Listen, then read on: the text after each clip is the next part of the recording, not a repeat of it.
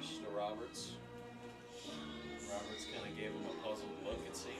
Hey guys, my name's Adele Huffman, joined alongside our broadcasters Joe Pratt and Alex Rocco, an amazing team to work with. Joe, going down to Bourne last year in the first round of playoffs, but we have not been defeated by them yet this summer. What do you think the difference is? Well, I mean, the big difference is they've been getting on the board early, have been, benefited by some great pitching. And I mean, when you score more runs than the other team, that always works. And they've done that 3 times so far this season. I don't think there's too big of a difference between both of these. Or when you look at the teams from last year to this year, it's really difficult to compare those two. But I mean, to see the way that they've played against Bourne, seems like the offense has been clicking, the pitching has been there. And that's really been the biggest thing, is the pitching and the defense. So expect that to be a factor today. Yes, and when we have good pitchers out there, we can expect an amazing game. And Alex, what do you think are some strengths we can rely on in today's game? Well, I think you guys already hit on the pitching, and Joe, that's been a strength for Cotuit over the last few games, is they've gotten great starts. And even yesterday in the abbreviated game against Falmouth, Taylor C got the ball, pitched well, did run into a little bit of trouble, but I think the biggest key for me is the Cotuit bats really coming alive, and we've seen it early in games. Yesterday, Easton Winfield laced a 2 RBI double in the bottom of the first, but there's been a plethora of different opportunities over the last few games where Cotuit has cashed in. Devin Taylor, Brandon Compton, 2 of those guys that have gotten on the board early. So I think the biggest key for the Kettleers' success has been scoring runs in those first 3 innings. Yes, Alex, and speaking of pitching on the mound today, Joe, what can we expect from Joey Volchko's third start? Yeah, Joey Volchko out there again, a guy who's got high octane stuff, upper 90s, and we saw more of that the last time he was out there for 4 2/3 innings at Chatham. He threw 96 pitches. That was the most by a Kettleers starter so far this season. So we know we can go deep into ball games. It's just a matter of keeping the ball in the zone, keeping it down low in the zone, and not pitching to hard contact. This is a Bourne team that is at the bottom of the league in home run slugging percentage, so that hard contact is kind of hard to come by. So for him, it's going to be about throwing strikes, not walking too many batters, and it should be good from there on out. Absolutely, Joe. And since I'm usually up here doing an interview with a player, I thought I'd go ahead and ask you guys a question that I would tend to ask them. So do you, Joe and Alex, have a pregame ritual or meal? Oh, going to me first. I mean, always a good lunch. I mean, usually like a good sandwich or a good big breakfast at around noon, and a shower, go to the ballpark. I mean, not much more we can do other than that, but rinse, repeat. It's every single day, and today was the 33rd time I think we've done it. So. And what about you, Alex? I think for me at least, and this is something that we've at least talked on we've talked about it on the broadcast, is where I park before games. I'm always parking down the street in the school lot. I like to park there, make the short walk. It's about 2 to 3 minutes, listen to music, get maybe 1 or 2 songs, depending if I want to skip through a song, but it's always listening to music. I'm so used to it from broadcasting games at school. Music just helps me really focus and get concentrated. And what's that song? Honestly, it's kind of a mix. So there's days where I listen to country, more so rap this summer, but kind of just a varying playlist. Awesome. Well, I'm glad you guys have those rituals in place because you do a great job. And let's get into that game against the Bourne Braves.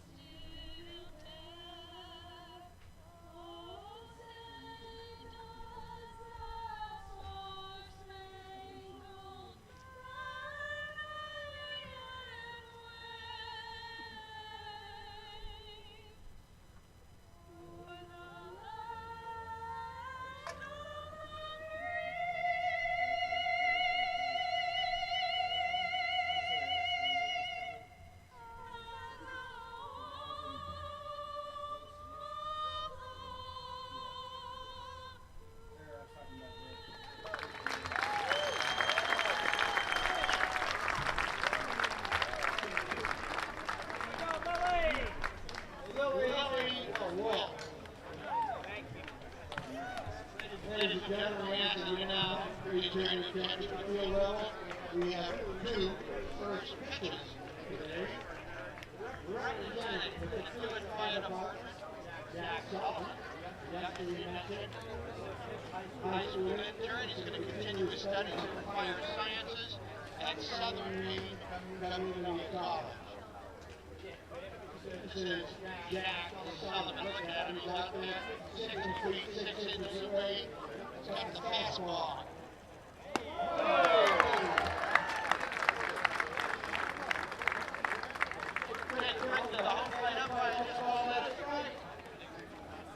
And our second first pitch. Call on Caroline Takeoff. Family on a silent auction. Actually, electrically generated in Mashpee. Kettleers Club member. Let's welcome Caroline up to the field. It's a perfect day for baseball at Lowell Park as the Bourne Braves and Kettleers are set to do battle for Game 33 of the Cape Cod Baseball League season. Hi, everybody, and welcome back into the Kettleers Digital Network. I'm Joe Pratt, alongside with Alex Rocco, as always. And this is a good one here today between two teams that are looking to gain some wins, but in very different ways, with the Bourne Braves at 15-16-2, a chance to get back to 500 for the first time since the second day in the season, and they're looking to gain some ground on the Falmouth Commodores, who are nipping at their heels, Alex. This is a crucial game for the Bourne Braves, just like you mentioned, Joe. Falmouth nipping at the heels of the Braves.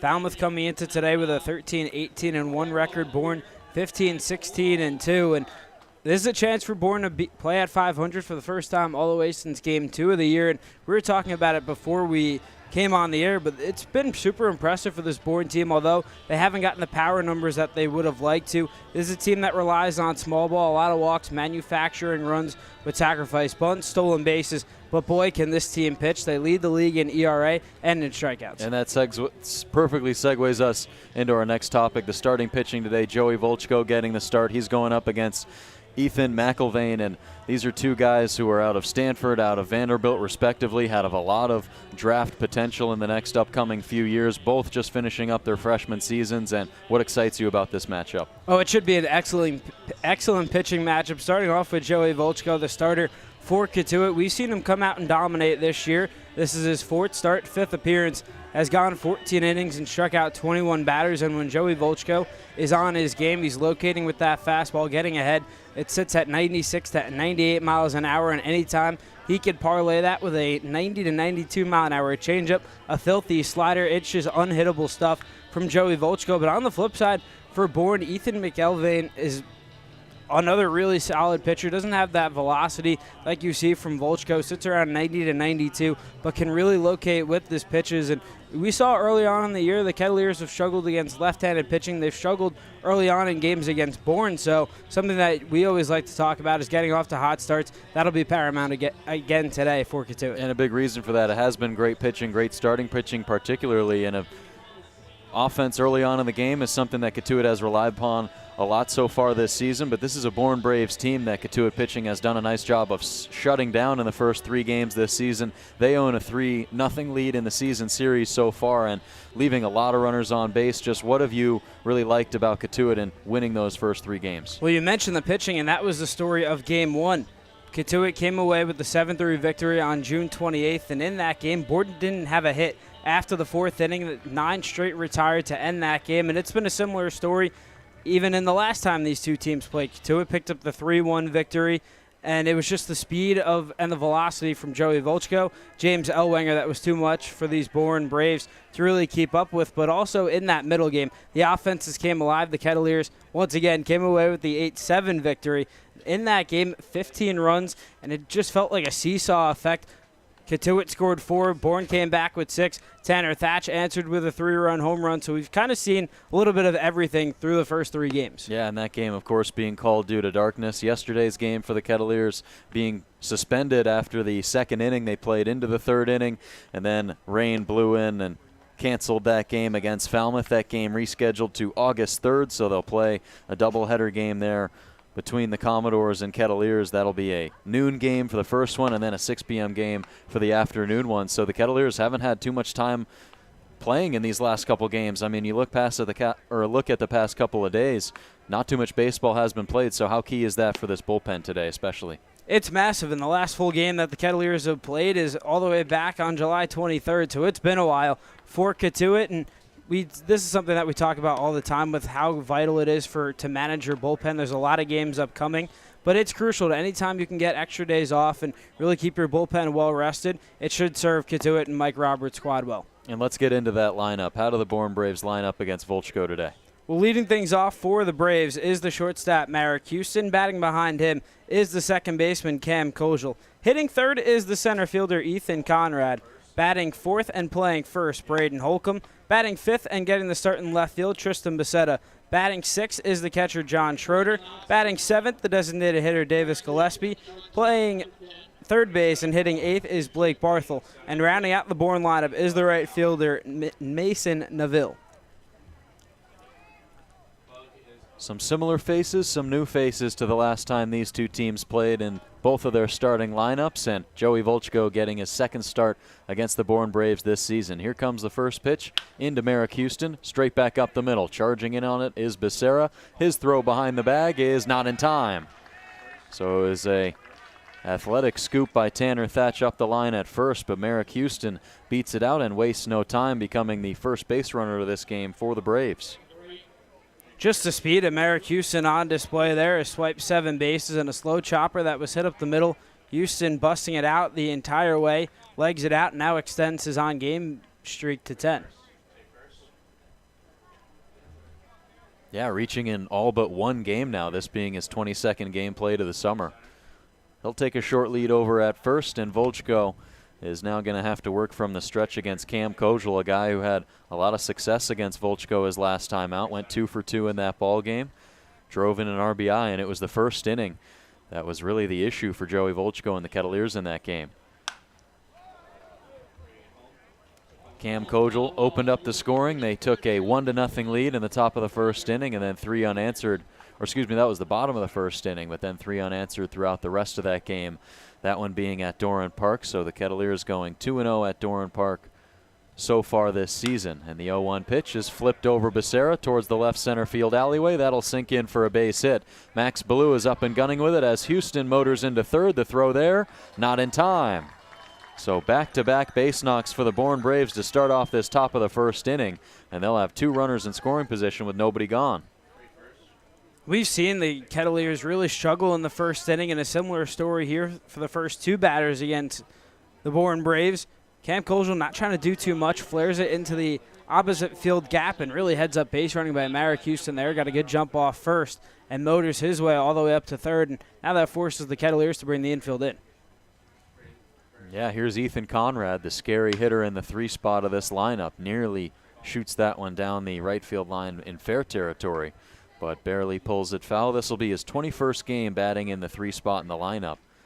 Hitting .375 there, but it's been a incredibly productive summer for Ethan Conrad to this point, built for situations like this. 34 hits and 92 at-bats. This is his 24th game played overall this season. Volchko's 0-1.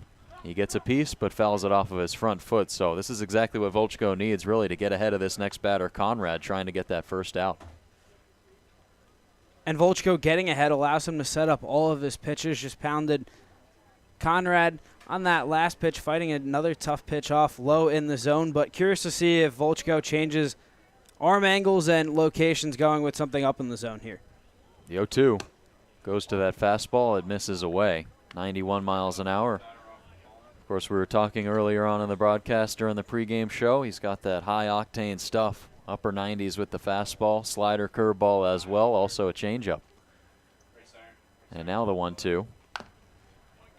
And Conrad's able to fight that one off, and he comes into this game second-best batting average in the league, only to Jaron Advincula, who leads with a .404 clip for the Kettleers. And this is the first time that we've been able to say this since early June, Alex. Jaron Advincula not in the starting lineup. Just the second game this season that he's not a part of the starting 9, and that one misses down low, and it'll be a 2-2 count to Conrad. But their everyday man at second base being replaced by Tyler Cerny, who gets his first start there. So Tyler Cerny now getting plenty of starts at shortstop, made 1 start at first base, and now his first start at second base for the Kettleers.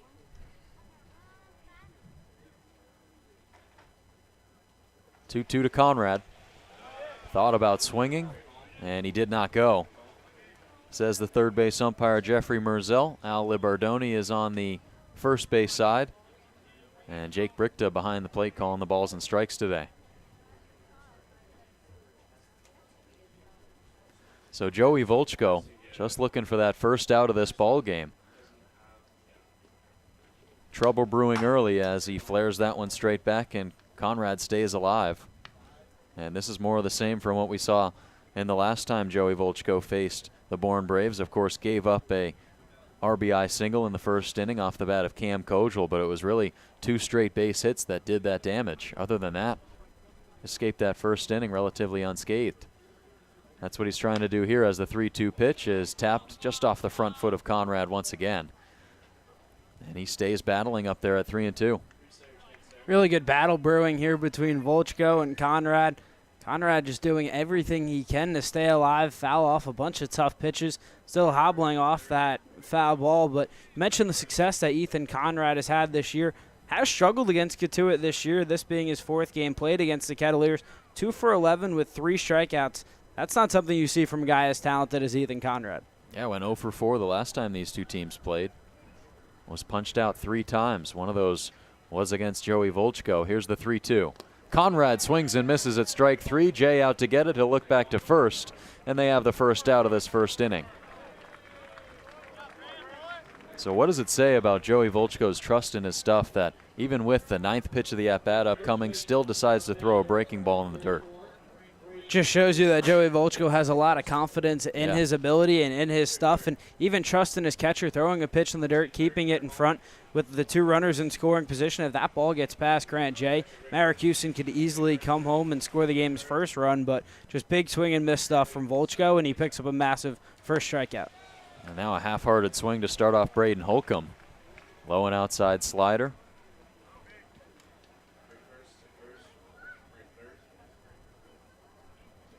But yeah, getting one of the toughest outs in the middle of this Bourne lineup. Incredibly important. Ethan Conrad going into this game with the 2nd best batting average in the league, as we just mentioned. And now Holcomb is back to 0-2. He's got the 3rd best batting average on this team. So far 3 for 10 against the Kettleers so far this season. Went 0 for 4 in their first meeting. And is 3 for 6 since then. Volchko's 0-2. Misses low and away. So Braden Holcomb is trying to do something against the Kettleers that they've really struggled with so far this season. Cotuit pitching in the first inning, a 6.97 ERA. That is dead last in the CCBL. They have allowed 5 more earned runs in the first inning than any other team, as this pitch is fouled off of his front leg, and Holcomb stays up there at 1-2. But for Joey Volchko, also had some trouble in the first inning at Chatham. His last time out, that was on July 20th. A week ago today, threw 96 pitches, so hung in there, but did run into some trouble in that first inning, Alex, and a big reason for that, walking a couple batters. Finished off with 3 on the day overall. And the 1-2 to Holcomb. Gets underneath it, flares it towards Devin Taylor, who tracks back and now runs in on it as he makes the grab. Charging in from third is Marek Houston. He'll score easily for the first run of this ball game. Taylor records the 2nd out, but Bourne jumps out to a 1-0 lead on the sacrifice fly from Braden Holcomb. Holcomb not trying to do too much. Got a pitch right down the heart of the plate from Volchko. Flares it the other way, hits it deep into right field, and plenty of space for Devin Taylor to make the play, but also plenty of room for Marek Houston to come in and score easily. And also for Cam Kogel to move up to third, so more of what you were just talking about for Grant Jay, his job being ultra important with the runner just 90 feet away. The batter is Tristan Becerra, and he rolls out off his front foot. So what is it with these foul balls off the feet in this first inning? Is that the 4th or 5th we've already seen? Well, you're seeing Joey Volchko pound the inside part of the plate against these Bourne hitters, going right in on the hands of the lefty Tristan Becerra here, and looks to be in a bit of pain, but definitely something in the scouting report for Volchko to attack on the inside part of the plate. Going into this game, Volchko leading all Kettleers pitchers with 21 strikeouts. Make it 22. creating some breathing room between him and Mikey Ebner, who's right behind him in that category, pitching out of the Kettleers bullpen. Here's the 0-1 pitch, and that one's dotted with the fastball outside at 96 miles an hour. So getting ahead of batters once again is Joey Volchko in this first inning, ahead 0-2 here on Tristan Becerra, who comes into this game having appeared in just one game against the Kettleers so far this season. Reached twice on a walk, once on a hit by pitch, was 0 for 1 other than that. And Grant J will scamper over into foul territory to grab that baseball as Kogel stays put at third. And Joe, you talk about the struggles for Joey Volchko in the first inning. 8 of the 17 hits he's allowed so far this season have come in the first inning. He's also allowed 2 runs in the first inning, so looking for a bounce back and holding Bourne to just 1 run. 1-2 is hammered down the right field line. Going towards the corner is Devin Taylor. That one sinks down. Becerra's on his way to second. The throw comes in there. It is not in time, as Tristan Becerra has made this a 2-0 ball game. Cam Kogel coming in to score from third base, and they have a 2-0 lead. What a time for the first double of the year for Tristan Becerra. Got a pitch he could drive and turned on it right down the right field line. It's Cam Kogel easily walks in and scores the second run of the game. And big 2-out hitting, and that's what just a nice sacrifice fly by Braden Holcomb going the other way. Another hard line drive, and talked about Bourne's offense not really being a big factor. They've come to play so far. Yeah, that's exactly what they did just a night ago against Chatham. Fell behind in that game early against the Anglers and then came roaring back with a 5-run bottom of the 5th inning. Good enough to win them that game 9-4, a get-right win after losing the previous night before to YD 2-0. And they lost that game to 2-0 to YD. Just 1 hit on the board for Bourne.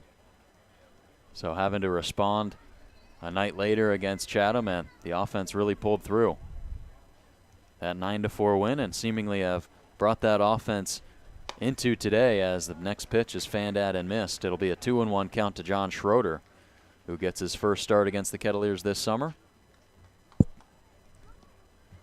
So it's really been a carousel of catchers behind the plate for the Bourne Braves this season. Both of these catchers being John Schroeder and Chase Meggers, who both recently got added to the roster just over a week ago. Both of which settling in. Schroeder off to a bit of a slower start at the plate, batting .300, this being his 4th start so far this season. And dealing with that runner on second is Volchko, trying to escape this inning. They check on the check swing at second, and he didn't go. So Schroeder stays fighting at 3-2, having to hold off of that 97-mile-an-hour high heat at 2-2. So extending this at-bat, extending the inning are the Bourne Braves. Becerra standing on second, just recently ripping that RBI double. Swing and a miss, strike 3, so John Schroeder goes down on strikes. Joey Volchko is able to escape this top of the first inning, but not before the Braves put up 2 runs of their own, 3 hits, no errors for the Kettleers. They will leave 1 man on base in scoring position. But when we come back, the Kettleers will have their first looks on Ethan McIlvaine. Stay tuned on the Kettleers Digital Network. Operating on Cape Cod since 1988, Advanced Embroidery has garnered national awards in embroidery and screen printing. They offer screenings on golf shirts, Oxford shirts, jackets, t-shirts, sweatshirts, hats, and bags. Advanced Embroidery will print your company's or team's logos anywhere. Thousands of satisfied customers can attest for Advanced Embroidery's attentive customer service, tight quality control, and quick turnaround time. They're open 9 a.m. to 5 p.m. Monday through Friday on 38 Plant Road in Hyannis. Beacon Gardens is a full-service garden center right here in Mashpee. They sell a variety of landscaping materials and seasonal produce to both consumers and landscaping professionals around the Barnstable Village. Stop by and see all Beacon Gardens has to offer at 182 West Barnstable Road in Austerville. Operating on Cape Cod.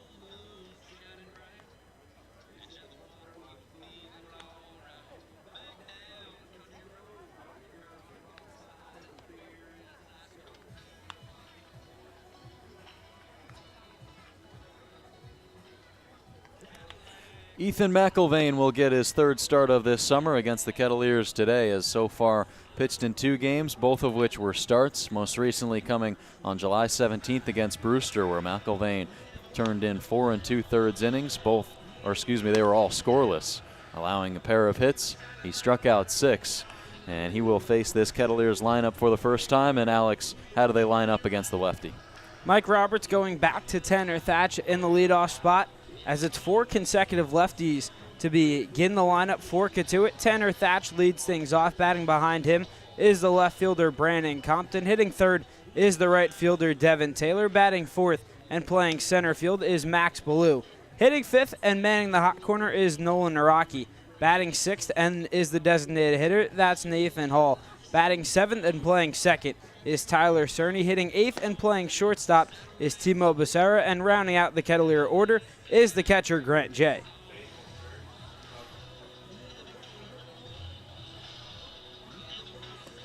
So McIlvaine will be getting his 3rd start so far as a 1.17 ERA through 2 games. 9 strikeouts, 4 walks, has allowed just 1 earned run on 4 hits. And a guy who comes off of his first season at Vanderbilt, 11 appearances there with 4 starts, at a 3.24 ERA as a freshman, working 7 scoreless appearances out of those 11 total, and settling into a starting role at the top of this Bourne rotation this summer. So he will face Tanner Thatch, one of the 4 CCBL All-Stars on this Kettleers roster today. And he will dig in, a lefty-on-lefty matchup. Of course, Tanner Thatch pounding right-handed pitching so far this season, but will face McIlvaine for the first time today and take a ball 1 outside. Tanner Thatch, we talk about settling into ball games and settling into rotations. He's done exactly that in the leadoff spot. 385 there is 10 for 26. 1-0 pitch is hit hard down the left field line, twisting towards the line, and that one will meet the trees, but in foul territory. So given a ride to the opposite way by Tanner Thatch. Haven't been able to say that too much so far this season, but it just evens up this count at 1-1. All of Tanner Thatch's 8 home runs this summer to the right field side, as the 1-1 pitch is on the way from McIlvaine, and it misses low and away. But Tanner Thatch working into his 29th game played this summer. 286 hitter going into this contest. His 8 home runs, tied for second in the CCBL. Swinging for the fences there, and it's a 1-2 count now. Tanner Thatch hitting 158 with 6 hits against left-handed pitching so far this season. That's compared to 22 hits against right-handed pitching. 2-2 offering. Called a strike 3. So Tanner Thatch goes down on strikes. Ethan McIlvaine pitches his 10th strikeout of the summer in 8 innings.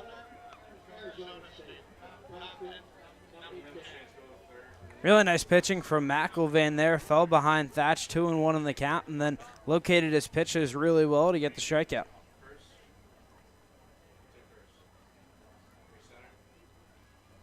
So now it'll be Brandon Compton.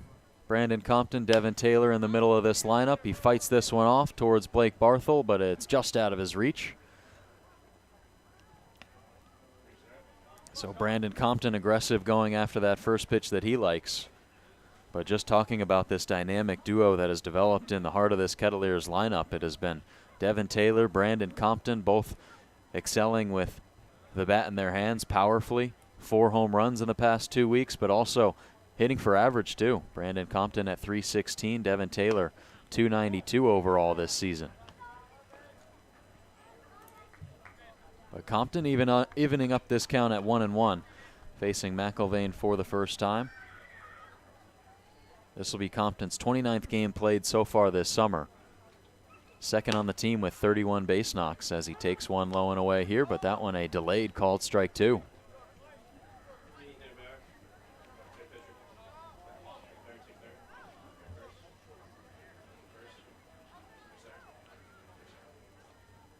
The 1-2 offering to Compton. McIlvaine misses low and away. So it'll be 2-2 to him as he comes into this ball game with a 9-game hitting streak. 16 of his last 34 at the plate is Brandon Compton.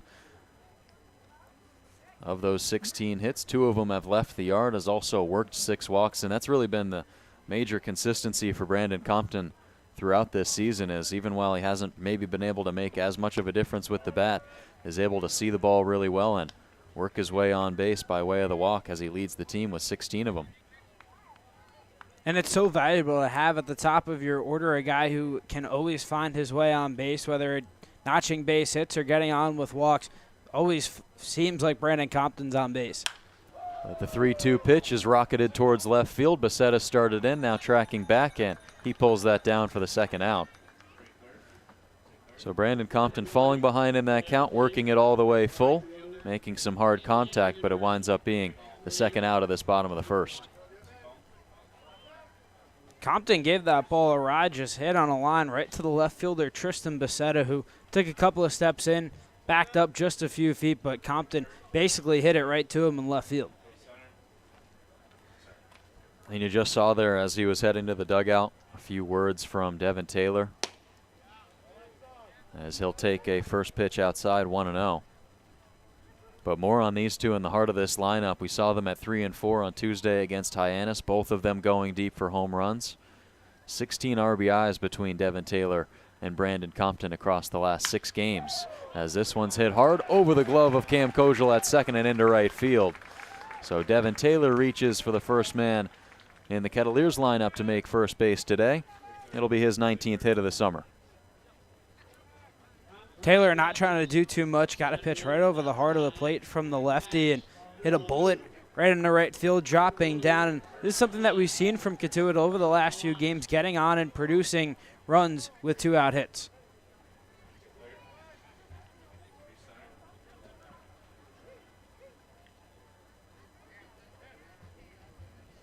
So Devin Taylor reaches once more and takes off on the first pitch. Throw down is pulling Houston away from the bag, and Devin Taylor has himself a stolen base. So you see the aggressiveness at the plate and then wasting no time to try to steal that second base bag. And it's the first stolen base of the summer for Devin Taylor, not a guy who runs often, but got a good jump on the first pitch and swipe second. Mike Roberts trying to cut this Bourne lead in half, sending Taylor on the first pitch, and now the second pitch is in the zone to Max Ballou at 93 miles an hour for McIlvain, bringing this count to 0-2. So the first pitch found the box, and Max Ballou is behind in the count with 2 gone in this frame. Obviously a 2-0 lead early on for the Bourne Braves, and don't want to give them a lead early on in ball games as Max Ballou swings and misses at strike 3. It's 3 straight fastballs from Ethan McIlvain, and despite giving up the 2-out single, is able to work his way out of the bottom of the first. So Cotuit still trails 2-0 as we go to the second.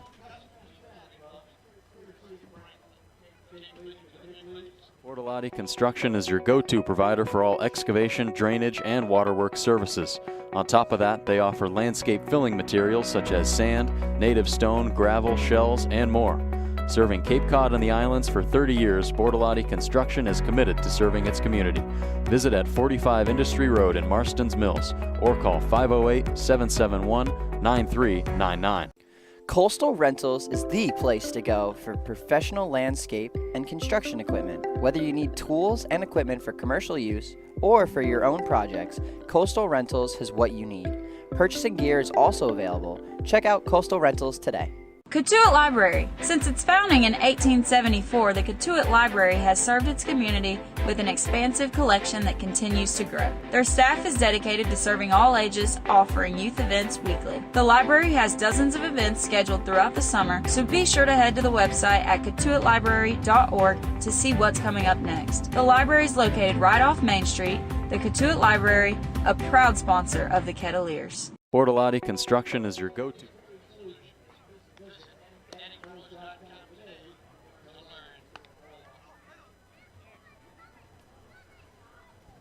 Plenty of fans making their way to the ballpark today, sitting in their lawn chairs down the left and right field lines. Another great crowd on hand as people still filing into the home grandstand on the third base side. Tough to tell from this perspective, the road grandstand side. What's it looking like? Still a little bit of open seats, but definitely another packed house here at Lowell Park. Really turning into an excellent day for baseball after the game was suspended yesterday, 80 and sunny. Yeah, not a cloud in sight. And we needed it. This Friday night game, 5:25 p.m. local time, perfect for the fourth matchup between these two teams this summer. Cotuit already winning the season series the last time they traveled to Bourne Park with that 3-1 win, but it was just 5.5 innings played between these two clubs when they played here at Lowell Park, the only time they've played here so far this season. So Davis Gillespie as the batter has a 2-1 count.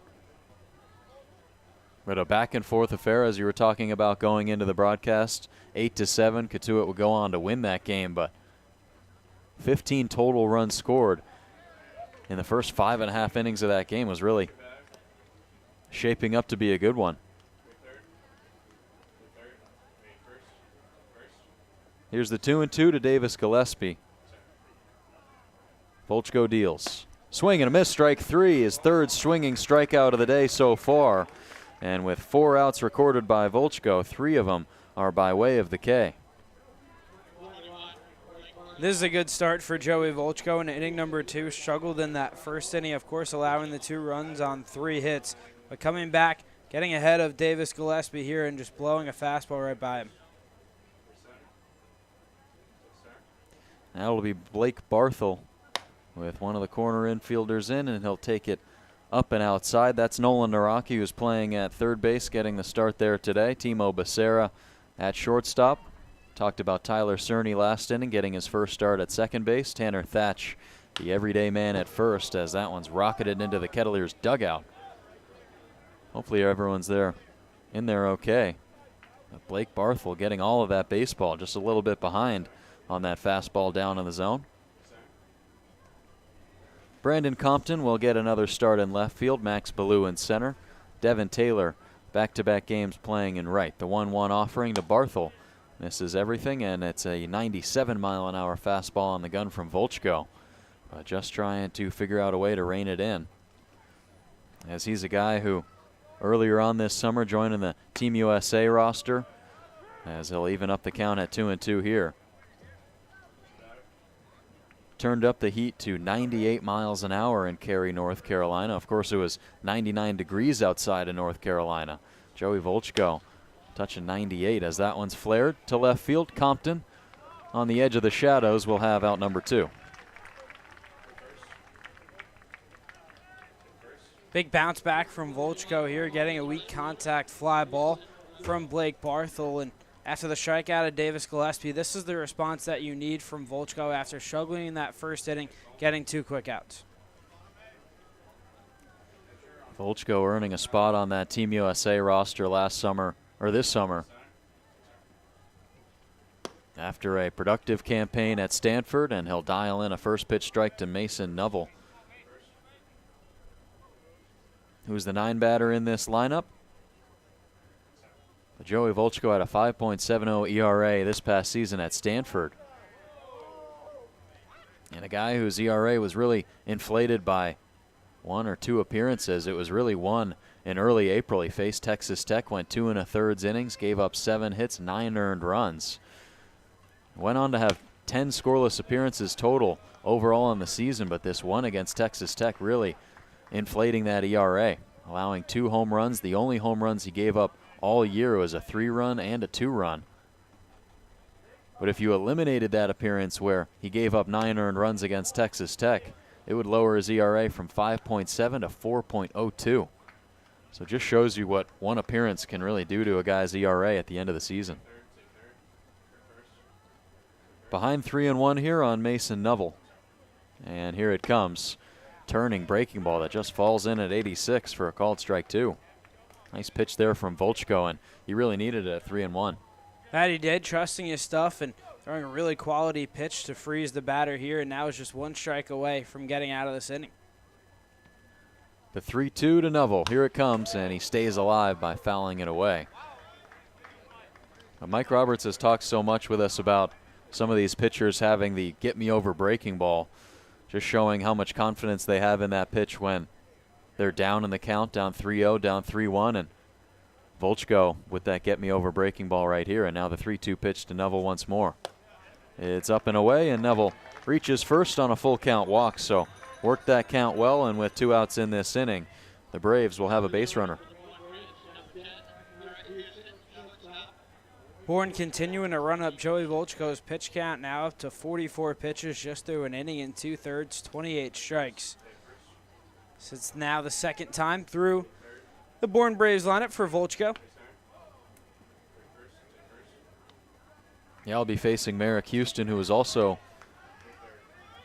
on the Team USA roster earlier this summer, making his way back here to join the Bourne Braves, where he's now played in 22 games as he fouls this one straight back at 96 miles an hour, but a .338 hitter, second in the CCBL in on-base percentage, a guy who can really reach base in any way that you want him to. 24 base hits to go along with 21 walks. Just exactly what you need at the leadoff spot in the order, and with the single in the first inning, make that 25 hits. So just improving on that batting average day in and day out is Merrick Houston. Really maintaining it is what it's been. Now a .347 hitter is 1 for 1, scored the first run of this ball game, just as he did the last time these two teams met 2 weeks ago.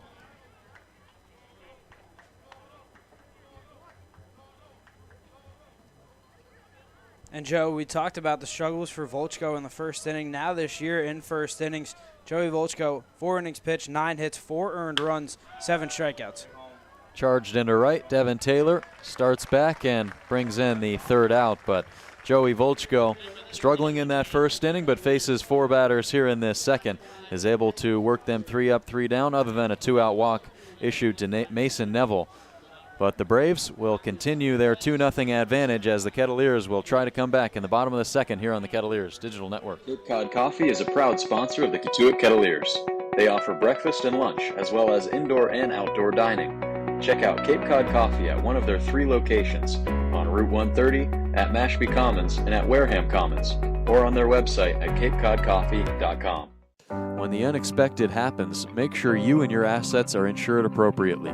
The agents at Leonard Insurance Agency can tailor coverage to meet your needs. Call 508-428-6921 to talk to their licensed agents today. For nearly 2 decades, Coastal Irrigation has proudly provided top-notch irrigation and landscape lighting services across Cape Cod.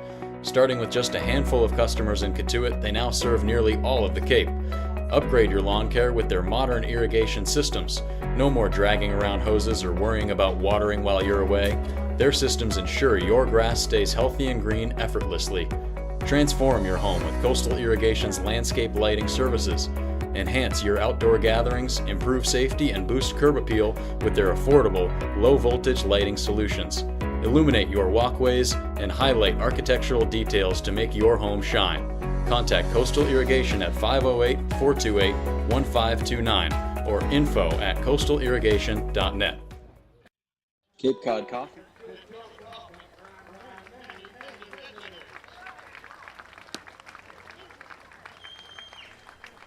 Ethan McIlvain back out there for a second inning of work, so one of 2 USA national team pitchers from earlier on this summer starting in today's game. Of course, Joey Volchko joining them for the Coastal Plains Summer Ball Series, and Ethan McIlvain also joining that roster after a stifling campaign at Vanderbilt, where he worked 7 of 11 appearances scoreless in 13 innings, allowed 1 earned run with 10 strikeouts. That was as a starter in 4 games for the Commodores this past season, serving as an opener, also as a midweek man.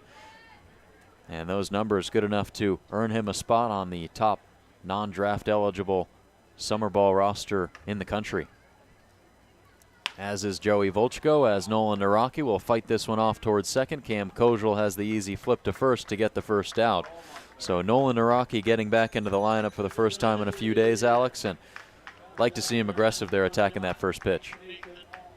Naraki swings away at the first pitch, just hits a weak grounder to Cam Kojal at second. But these are at-bats that you like to see from a guy like Nolan Naraki. Also Nathan Hall, 2 guys that aren't afraid to swing at the first pitch. So those are the at-bats that you want to have, just want to obviously have different results.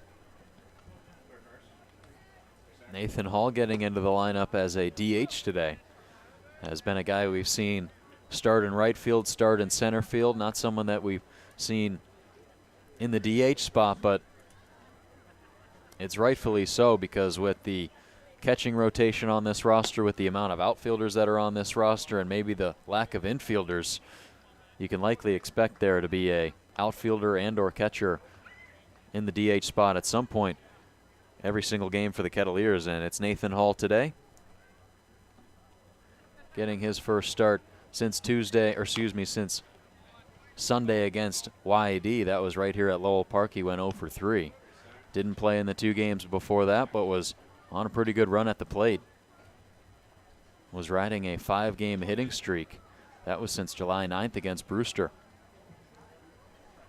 So looking for his first hit since July 18th at home against Chatham. Here's the 2-1 offering from McIlvain, and he swats it straight back, bringing the count to 2-2.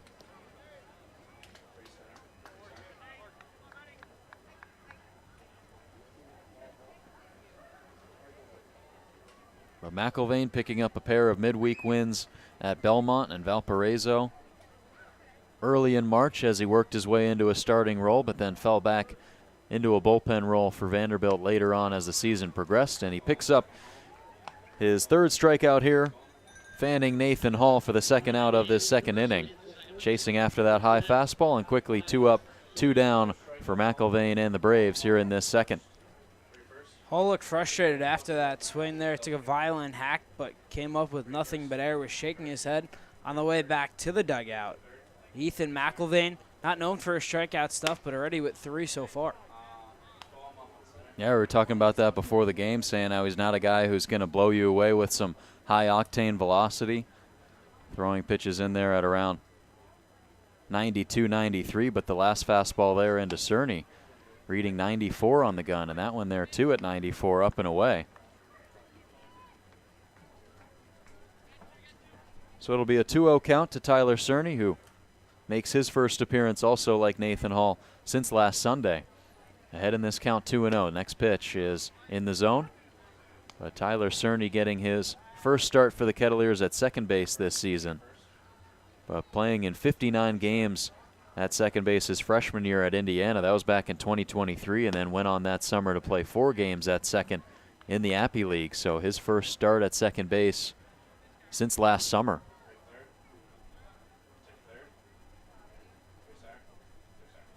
Three and 1 pitch. He shoots that one to high right field.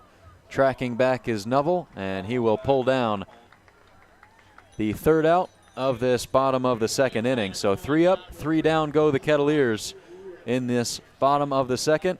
2-0, the Braves still lead it, and for the first time today, we'll check in with the 3rd member of our team, Adele Huffman, who has more.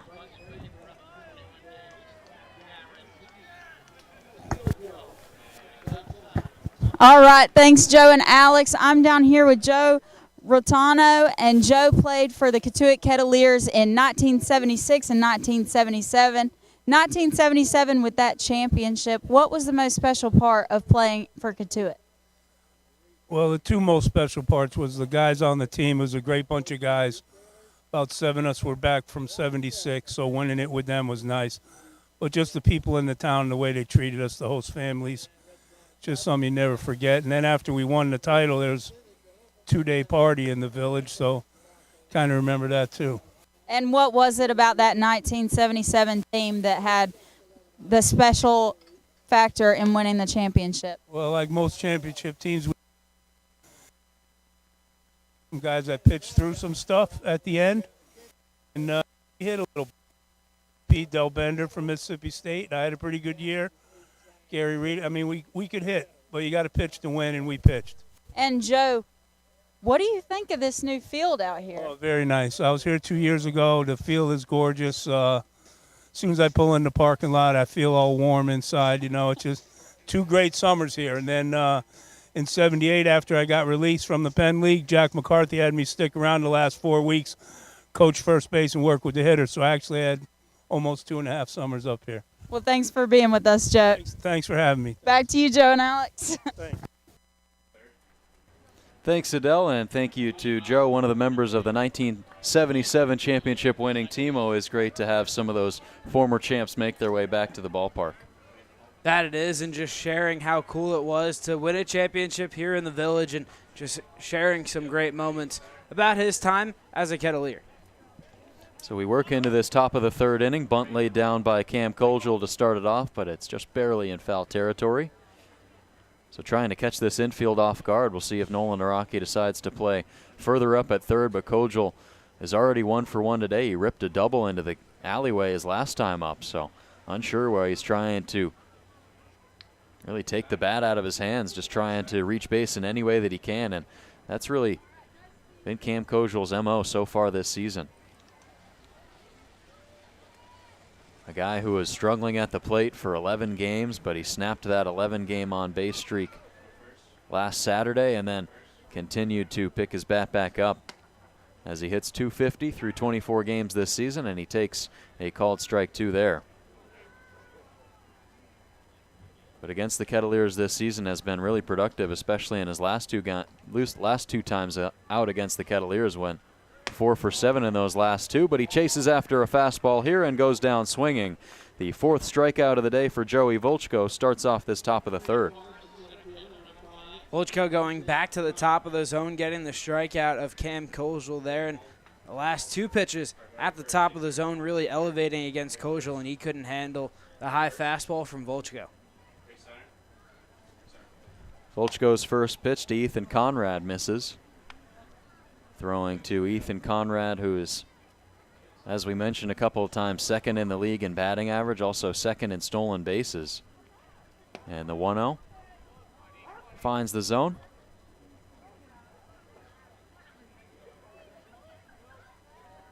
And he's a guy who has some summer ball experience going into this year, played 2 summers in the Perfect Game League. In 2024, he did earlier on this summer. That was before he made his way up here to Bourne. So a .469 average in 13 games down there for the Stallions in the Perfect Game League. Also played for them in 2023, 33 games there, and said it was a dream to always play here in the Cape League.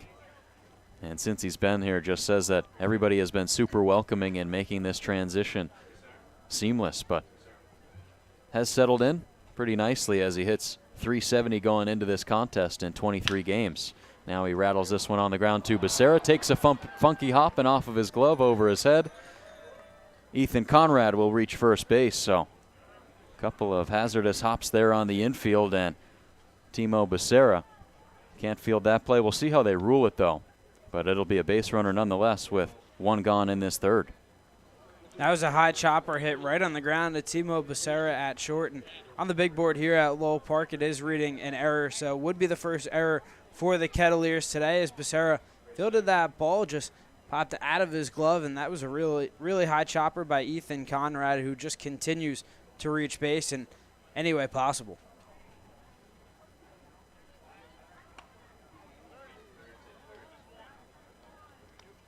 Yeah, they'll check on him there at first, as mentioned. 2nd in the CCBL in stolen bases with 17. Has a short lead there now, extends it. The new batter is Braden Holcomb. They'll throw back there again.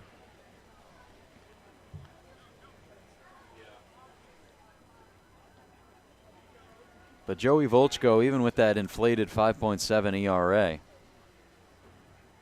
performed his best when his team needed it most, as that one's fouled off by Holcomb.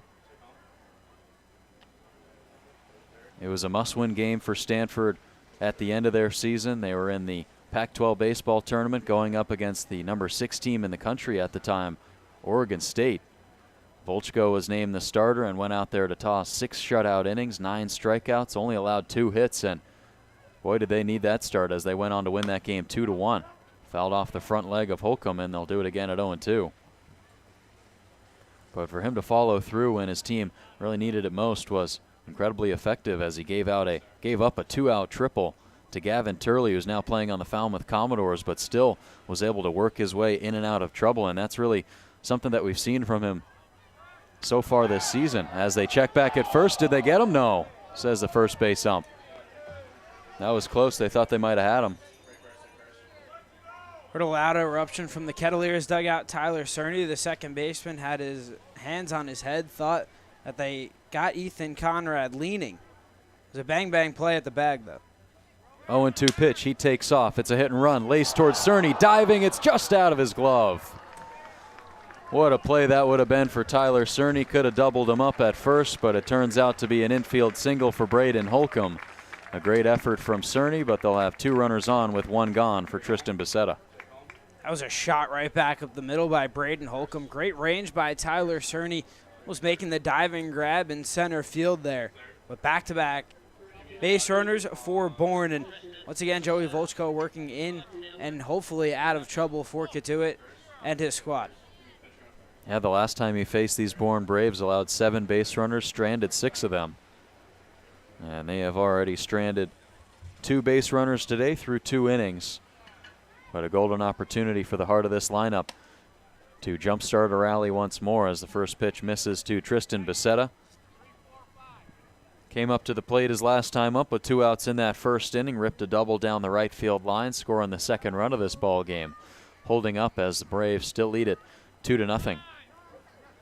Time called, and they'll have a pitch clock violation on Tristan Becerra, who failed to greet the pitcher, Joey Volchko, with more than 8 seconds left on that pitch clock.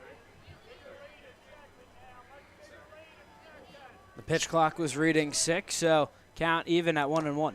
Now it gets away from Grant J. Both runners will move up, so just as Tristan Becerra gives one back to Joey Volchko there, Bourne Braves will likely take it as the next pitch. Both of their guys are able to get into scoring position, so it'll be Conrad on third, Holcomb on second, and Tristan Becerra with a chance to make this a 4-0 ball game.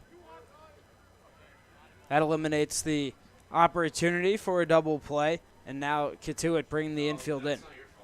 2-1 pitch. He checks his swing, did go around. Big pitch there from Volchko as he again goes back to the off-speed stuff with a 2-1 count and really needing to throw a strike, and even more than that, just to be able to trust your catcher to keep it in front too. You've seen that a bunch so far today. Volchko going with the off-speed and really trusting Grant J to keep it in front. Fouled away once more. It'll be 2-2 still to Becerra. That one 97. That's how we got the strikeout of Ethan Conrad back in the first inning. That was a long battle that eventually Volchko punched out Conrad on a pitch that was low in the zone, kept in front by Grant J. And as the season goes along, you're really seeing that trust build between the catchers and the pitchers. 2-2 once more is fouled away.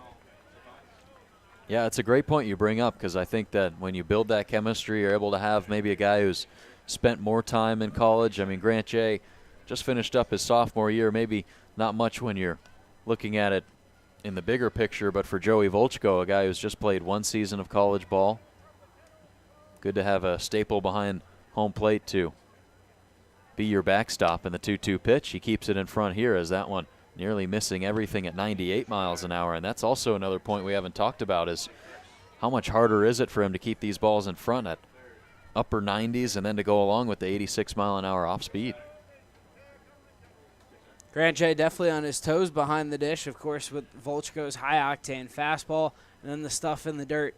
Going to be a busy day for Grant J. Becerra swings and misses at strike 3. A big strikeout for Joey Volchko, his 5th of the outing, and with runners on second and third, the Kettleers infield can take a step back. That was a filthy pitch from Joey Volchko right there. Went back to the changeup, a 91 mile an hour changeup that had a lot of movement, fooled the lefty Tristan Becerra. Once again, another strikeout for Joey Volchko, just continuing to do what we've seen all year from him. Here's John Schroeder swinging at the first pitch he sees, grounded towards Becerra. He gets a second chance and throws to first in time to nab Schroeder there to end this top of the third inning. So even despite 2 runners getting into scoring position, Volchko is able to work his way out of the jam and keep this deficit at 2-0. That's what the Bourne Braves lead by as we send it to the bottom of the third. When you need to be seen for a minor illness or injury, Cape Cod Healthcare Urgent Care is here for you with high-quality, full-service walk-in care. ER expertise meets urgent care convenience at our 6 urgent care centers, which are staffed by board-certified ER providers and located Cape-wide from Falmouth to Orleans. Cape Cod Healthcare Urgent Care is open daily and offers a cost-saving option for everything from sprains to stitches, with timely treatment in under an hour for most patients. View online wait times at capecodhealth.org/urgent care. Cape Cod Healthcare Urgent Care. Minor emergencies, major attention.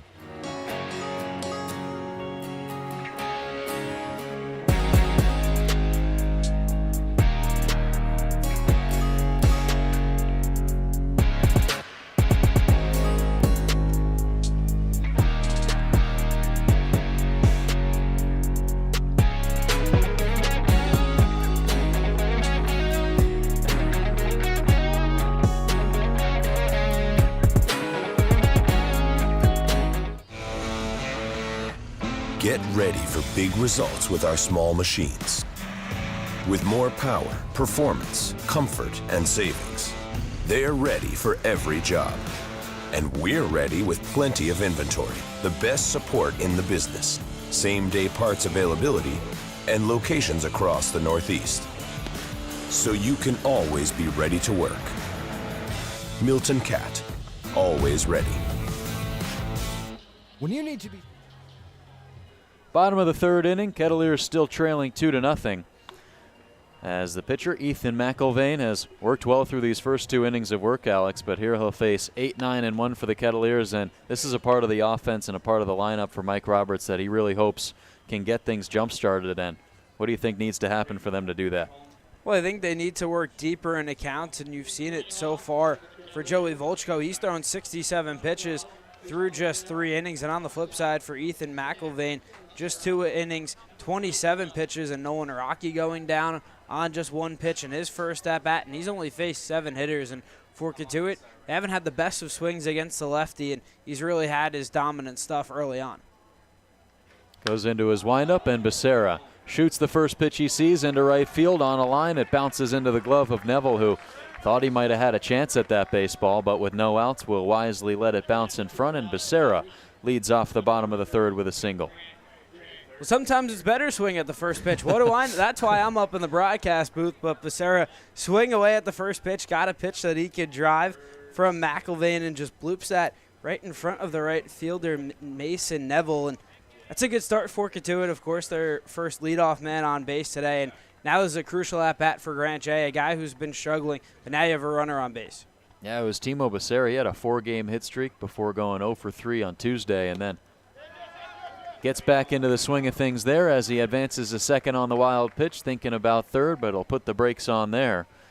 And so just as the Bourne Braves were able to in the top half of this inning, the Kettleers put a runner in scoring position.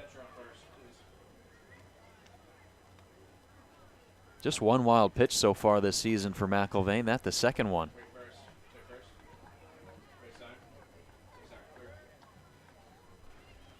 Jay will take a strike to even it up at 1-1. But yeah, when you look at this at bat for Grant Jay, I mean, you think about the importance of it, a guy who has struggled at the plate but continually had opportunities and has continued to build chemistry with a lot of his pitchers, as we were just talking about in the top half of the inning. Mike Roberts just talking about Grant Jay and forging those relationships between pitchers and catchers, and that was actually after the last time these two teams met.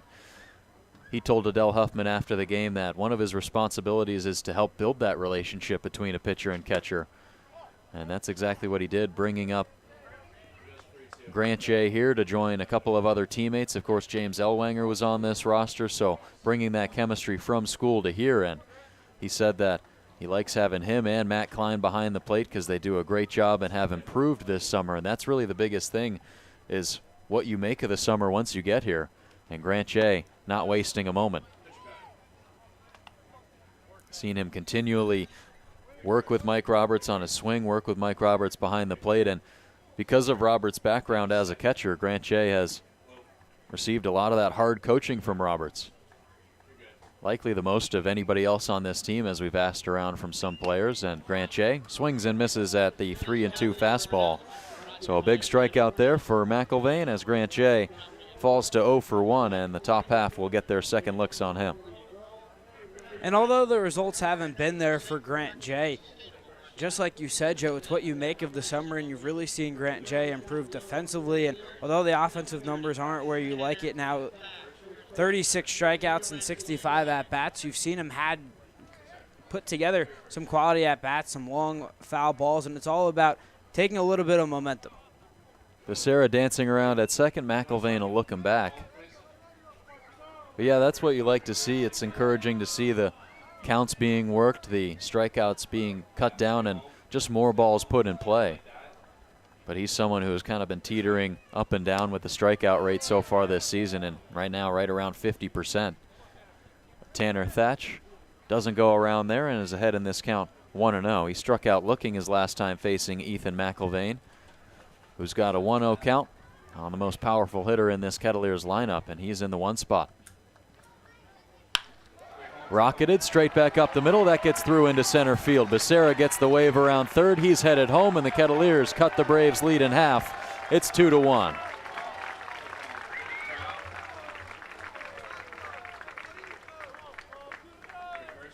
Tanner Thatch doing it again. Got a pitch that he could drive from McIlvain right down the heart of the plate, shoots it right back up the middle. And Joe, how many times have we said this year? When Cotuit's needed a run, Tanner Thatch has delivered. And with Timo Becerra and the Kettleers finally getting a runner in scoring position, Thatch just shoots one right back into center field and picks up the first run.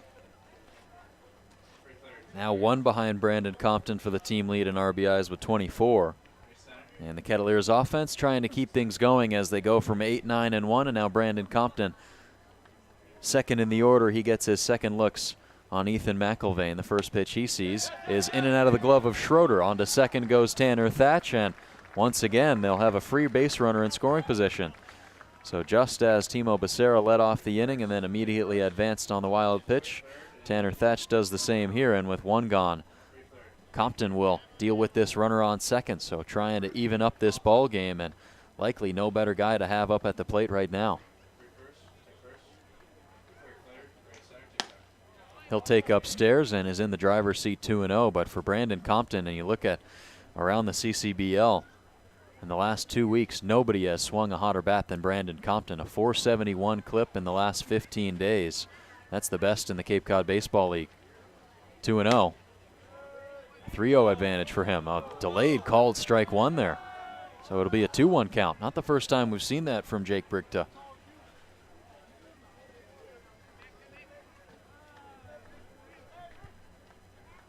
So he settles back in, a 2-1 count. McIlvain checks on second. His pitch is fought off into center field, twisting towards Conrad, but he'll settle under that for the second out. So that's 1 there for Compton. Not soft enough to bloop in for a single, not hard enough to get back to the fence, but perfectly placed for Ethan Conrad to bring in out number 2. That's been both of his at-bats so far. Hit a hard line drive to Tristan Becerra in left field in his first at-bat, and another ball that he hit solidly right back up the middle just to Ethan Conrad, who didn't have to move too much in straightaway center. Here's Devin Taylor. He'll take up and inside. He singled his last time up. First hit of the day for the Kettleers. He also reached scoring position but was left there. It was a 2-out single, and that's exactly what Cotuit's offense is looking for right here.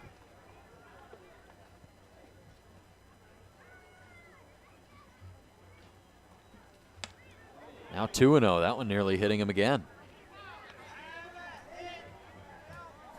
McElvain really trying to attack the inside part of the plate against Devin Taylor. Saw that back in the first inning where he left the pitch on the inside part. Devin Taylor lined it for the Kettleers' first hit of the day. And now falling behind here 2-0. Now he takes up and in. Thatch will move up to third. It gets away from Schroeder once more. So really missing in that spot is Ethan McIlvain, and really not the guy that you want to give a 3-0 count to. We've seen Taylor have the green light a couple of times this summer, and such a dangerous hitter who's been on a tear as of late. Now you have Tanner Thatch just 90 feet away, and if Devin Taylor gets a pitch that he can drive, he'll swing at it on 3-0. He does, and fouls it away. So is that just a pure confidence thing, or is he actually getting green light, red lights? And that one actually got caught down the third base line. Coming down with that baseball was Blake Barthel, as that was a towering pop-up, but he was able to locate that one deep into the shadows, and boy, that's the End of the bottom of the third inning, so Cotuit will leave a runner just 90 feet away. Apologies for the confusion there, as they still trail 2-1, get 1 run back on the RBI single from Tanner Thatch. Well, we send it to the top of the fourth inning from Lowell Park. Don't go anywhere.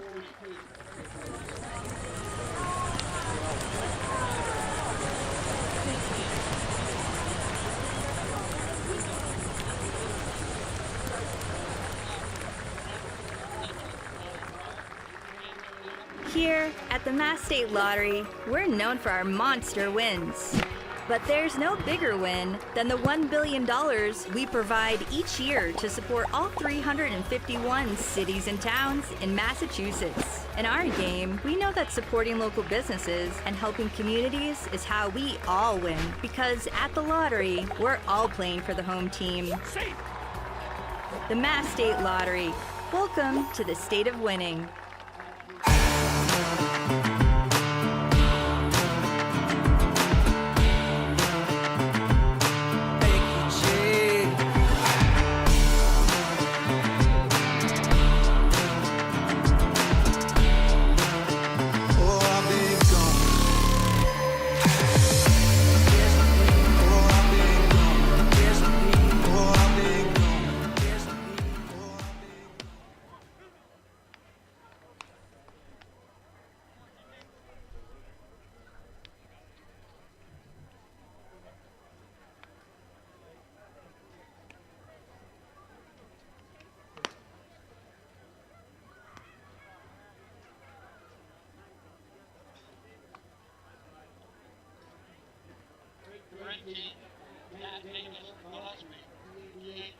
Still 2-1 as we go to the top of the fourth inning.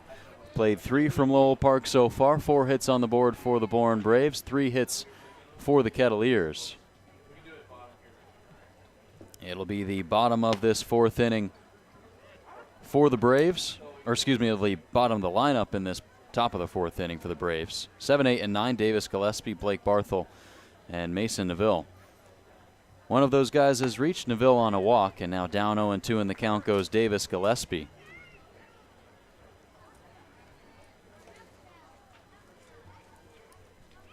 Gillespie striking out swinging his last time on Volchko, and now behind in the count once more. Here comes the payoff pitch. It misses upstairs.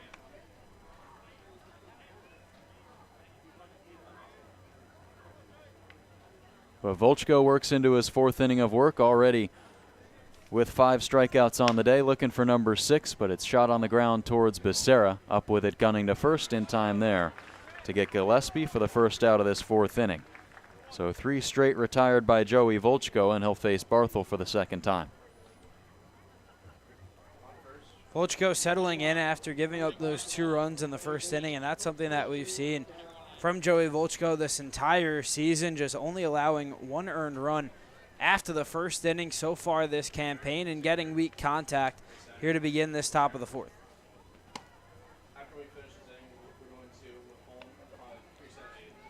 And that's really the goal there, is trying to pitch to that weak contact. Something we've talked so much about with Mikey Ebner, has been so effective out of the Kettleers bullpen, and really that's his bread and butter, just pitching it to a spot in the zone where he knows he's going to draw some weak contact. And obviously it's not an easy thing to do, because everybody would do it if they could, but it's just being able to hit those spots. And when you're a guy who can do that, throwing up at 96 as he just did there, can be incredibly effective. It's a big reason as to why he was ranked the number 3 prospect for the 2026 MLB draft by MLB.com. One of 8 guys on that list to receive a first-round grade. So receiving a lot of attention for the first round of the 2026 MLB draft is Joey Volchko. So, of course, waiting on that eligibility as he just finished his freshman season at Stanford, and the 3-1 offering to Barthel misses outside. He takes ball 4. So a 1-out base runner, a base runner in every inning for the Braves so far in this ball game, and it'll bring up Mason Neville, who's already reached on a walk today. That's been the biggest thing for Joey Volchko so far in his young career, is limiting the walks, and if he can get his control down, the sky is the limit for him. I mean, we've talked about it so much today, just the ability that he has to locate with his pitches, to run the fastball up to 98 miles an hour. If he could just get that control down, he'd be the real deal out on the mound. Yeah, we saw him struggle to throw strikes in his first outing. It was against Brewster on the road, 2 1/3 innings in relief. He walked 3 batters, gave up an earned run, but that was our first chance to see his high-velocity stuff. And now this one's 3-hop to Tyler Cerny. Thought about going for 2, but throws to first for the easy second out. But that's just a play that Tyler Cerny made look easy. He's a guy who hasn't started at second base since last summer, having a pirouette and fire, but able to get that second out as the runner moves up to second. Cerny showing his versatility, of course, starting at shortstop a bunch for the Kettleers this summer, playing first, now getting the start at second. And such a slick fielder is Tyler Cerny, and making that play look easy. Volch goes first, offering a straight back up the middle and into the glove. Look what I found, says Joey Volchko as he picks up the top of the 4th inning, 3rd out, stranding a runner on second base. So they're able to get a man into scoring position. They'll leave him stranded there. It's 3 up, 3 down other than that. But before we send it to break, it's time for Ket's Trivia. This 2007 Kettleer, he was a first-round draft pick by the LA Angels in 09. Playing for the Kettleers 2 summers prior to that, but he was a right-handed pitcher, would go on to play 12 seasons in the big leagues. 8 of those were with the Angels, then played 2 with the Padres, 1 with the Red Sox in 2021. And then he retired in 2022 after playing his last season with the Texas Rangers, serving mostly as a starter throughout his MLB career, and posted a career 3.87 ERA. So who is this 07 Kettleer, who was a draft pick by the LA Angels in 2009? So if you know the answer, swipe up in the YouTube chat and respond, as we will reveal the answer in just a few moments from Lowell Park, as the Kettleers are still trailing 2-1, but we send things to the bottom of the 4th here on the Kettleers Digital Network, provider for all excavation, drainage, and waterworks services. On top of that, they offer landscape filling materials such as sand, native stone, gravel, shells, and more. Serving Cape Cod and the islands for 30 years, Bortolotti Construction is committed to serving its community. Visit at 45 Industry Road in Marston's Mills or call 508-771-9399. Coastal Rentals is the place to go for professional landscape and construction equipment. Whether you need tools and equipment for commercial use or for your own projects, Coastal Rentals has what you need. Purchasing gear is also available. Check out Coastal Rentals today. Cotuit Library. Since its founding in 1874, the Cotuit Library has served its community with an expansive collection that continues to grow. Their staff is dedicated to serving all ages, offering youth events weekly. The library has dozens of events scheduled throughout the summer, so be sure to head to the website at cotuitlibrary.org to see what's coming up next. The library is located right off Main Street. The Cotuit Library, a proud sponsor of the Kettleers. It'll be 4, 5, and 6 for Ethan McIlvain to face in this bottom of the 4th inning for the Kettleers, starting off with Max Ballou. He takes low and outside 1-0, 90 on the gun there from Ethan McIlvain, who works into his 4th inning of work, and he struck out Max Ballou swinging back in the 1st inning. Now he shoots this one into the right center field alleyway, charging in is Neville. It takes a hop as he tries to dive for it, but it sinks in for a leadoff base hit for Max Ballou, and Alex, that was much needed for him. That has to feel good for Max Ballou, a guy who has really been scuffling over the last few games coming into today. In his last 4 games, just 1 for 13 with 7 strikeouts, and got a pitch that he could hit, dunked it into short right field, and picks up a crucial base hit. And once again, Joe, back-to-back innings where the Kettleers have gotten the leadoff man on. Yeah, last inning it was Becerra. This time around, it's Max Ballou, and Naraki hammers one on the ground towards Roberts at third. Deep into foul territory, as you know, we really found out at the end of that last inning, Alex. A lot of foul territory at Lowell Park. There really is. I mean, a lot of foul ground on the first base, third base line, and never know what you could find out in foul territory. Naraki back to 0-2. That's an impressive play, though, from the third baseman to track deep into the shadows along the fence line. There's a lot of activity down either baseline with people moving from the bullpen to the dugout. There's obviously photographers from the Cape League, photographers from the Kettleers and the Braves beyond either dugout, so difficult to navigate that area around there as a corner infielder and outfielder. But Nolan Araki takes a pitch low in the dirt there and is behind in the count, still 1-2.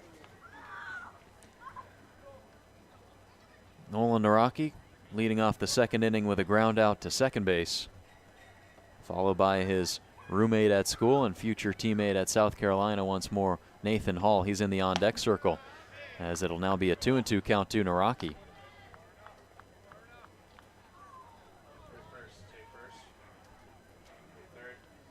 Have to assume that this might not be the last time that these two guys face each other. Ethan McIlvain out of Vanderbilt.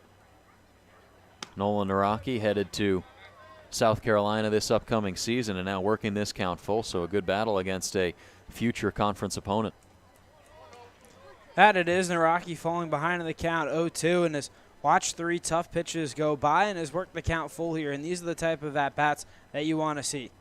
Payoff pitch, Naraki fans that and misses strike 3, so McIlvain picks up a big strikeout in this bottom of the fourth to keep that runner on first, and Nolan Naraki goes back to 0-2. McIlvain's had the strikeout pitch working so far, 5 Ks through 3 1/3. And a nice job after getting ahead of Naraki, then falling behind as he worked the count full and just blowing a pitch right by him. Something that Ethan McIlvain grew accustomed to in high school and into his freshman year at Vanderbilt. As Nathan Hall will take a strike one down in the zone, but he's a guy who's following in the footsteps of his brother Chris McIlvain, who played at Vanderbilt before being drafted by the Cincinnati Reds in 2022. Now Ballou takes off for second. Throw down from Schroeder. Well in time there to nab him for out number 2. A seed from John Schroeder behind the plate. And Max Ballou caught in his tracks. There are 2 gone. That was an excellent throw from the catcher Schroeder, right on the money, and Max Ballou was nailed in plenty of time. Well, that's a way to respond after giving up a leadoff single. McIlvain now just a couple of strikes away from escaping this 4th inning. But his brother Chris playing in the College World Series for Vanderbilt in 2021, and Ethan McIlvain going into his freshman season of college, coming out of his senior year of college, was considering going pro, being drafted out of high school, or honoring his commitment to Vanderbilt. Said his brother Chris was by his side the entire time and saying that he really didn't know who was more nervous, him or his brother Chris, but things obviously worked out in the end as he wanted to continue with the path that his brother paved for him on to Vanderbilt. As Nathan Hall will take ball 4 here and reach for the first time today. But Ethan McIlvain making a name for himself at Vanderbilt this past season, saying he turned down a few offers, being the 106th best prospect going into the draft in 2023. But going to the draft combine, working out with plenty of teams, was able to see that maybe he wanted to try out college baseball and a little bit of summer ball before making the transition to pro ball. And hopefully for him, he's trying to make that work. But he was a guy who, out of high school, maybe could have made that jump to the MLB, was someone who was coming off of a monster senior season, was 6-0, had a 0.95 ERA. He struck out 89 batters in just over 44 innings.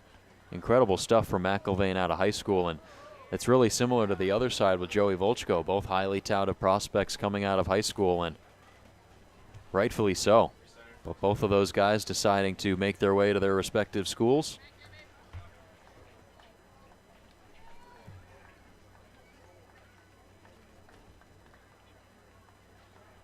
It's an 0-1 count to Tyler Cerny. Runner on first is Nathan Hall, trying to draw some attention away from Cerny, who hits a hard ground ball just past the reach of Merrick Houston into left field. Hall puts the brakes on at first, and it's a single for Tyler Cerny. So just as we were talking about the much-needed offensive production from Max Ballou, that one's got to feel good for Tyler Cerny. Yeah, and Cerny's a guy who's been struggling as of late, but now has 3 hits in his last 3 games, and just getting a pitch that he shoots right through the gap on the left side of the infield, and now with 2 outs, and after Max Ballou got gunned down trying to steal second, Cotuit's putting a little bit of a rally and forcing a mound visit for Bourne. Yeah, we'll see if they decide to go to their bullpen for the first time today. They have a runner on first, or the Kettleers have runners on first and second. Looks like it's just Scott Landers going out there to give a couple of words of encouragement, some adjustments to his infield, but with 2 outs in the frame, likely all you're trying to do is focus on the batter here. It's Timo Becerra. And they've struggled to get out Timo Becerra now, 5 for 12 in the games against Bourne this year. Notched his 5th hit just an inning ago. As that ball fell into short right field, and now just a bloop base hit. Scores Nathan Hull, who has a lot of speed on second, and so it's a smart decision. Come out to the mound, make sure your young pitcher and your infield are all on the same page. Yeah, it was Bourne to bring home that second run of the ball game with some 2-out offense. That's what Timo Becerra is looking to do right here as he looks at a first pitch strike at the bottom of the zone and is down 0-1. But this is a guy in Timo Becerra who we've seen him originally as a depth piece inserted into this lineup. Wasn't an everyday guy in the field as since joining the roster in late June, as he flips that one foul to make this count 0-2. Was in and out of the lineup until about a week and a half ago. Didn't play on Monday against Yarmouth Dennis. That was the Monday before the one a few days ago on July 15th, but making his way into the starting role at third base, at shortstop, and that multifaceted approach for Timo Becerra has allowed him to get into a lot of games at college, and we're seeing it here in the Cape League as well, as this will be time called by Timo Becerra. Nonetheless, home plate umpire going to take a moment. Call timeout. Looks like it was time called by Cotuit. But an 0-2 count on Timo Becerra. Ethan McIlvain looking to escape this fourth. Here it comes. Watches that one go by. Becerra not budging a bit. Becerra, a disciplined hitter, is 8 walks so far and now his 20th game played, and had a 4-game hitting streak that was snapped just a couple of days ago in the game against Hyannis, but now has hits in 5 of the last 6. And those are just 2 non-competitive pitches there for McIlvain to bring this count up to 2-2. But yeah, you're right. He was a guy who, going into the last game, 6 of his last 16 at the plate, just been consistent, and even when there are days where it seems like he's not going to be able to reach, is able to get some hits at key moments. But right here, he'll go down on strikes looking. A pretty breaking ball there from Ethan McIlvain to put a close to this bottom of the 4th inning. So the Kettleers will leave 2 runners on base, 1 on first, 1 on second. The score stays 2-1 as we send it to the top of the 5th inning. But before then, we'll check in once more with Adele Huffman. What do you got for us, Adele? Thanks, Joe. I'm joined alongside our hero of the game, Travis Bird. Thank you for your service. And Travis, a special part of. I think the most special part is the hard work that these young gentlemen put into to play the best they can over the summer for these couple 6-8 weeks that they play. I love to see the effort. And Travis, what is your most embarrassing story here? I know you grew up in Cotuit and you worked here when you were young. So. Oh yes. So years ago, back in the early '80s. One time during a playoff game, I ran out onto the field during the game before the end, and I stole second base and tried to make it off the field with the base, and of course I got caught. I wasn't fast enough. Well, I was not fast enough to steal second base. I probably wouldn't be fast enough either. But thank you so much for being with us here today, and we look forward to seeing the rest of this ballgame. Well, thank you, Adele. Back to you, Joe and Alex. Thanks, Adele, and thank you to today's hero of the game. It's Travis Bird, representing, of course, being Redshirt Friday at the ballpark once again. Always great to see the Kettleers honor the hero of the game before every single Redshirt Friday game. It really seems like everybody shows up and shows out for these games.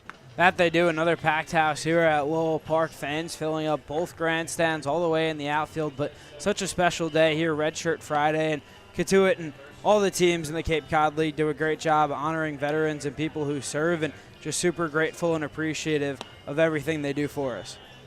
But also, to be fair, his embarrassing moment, I thought it was going to be way worse. Yeah.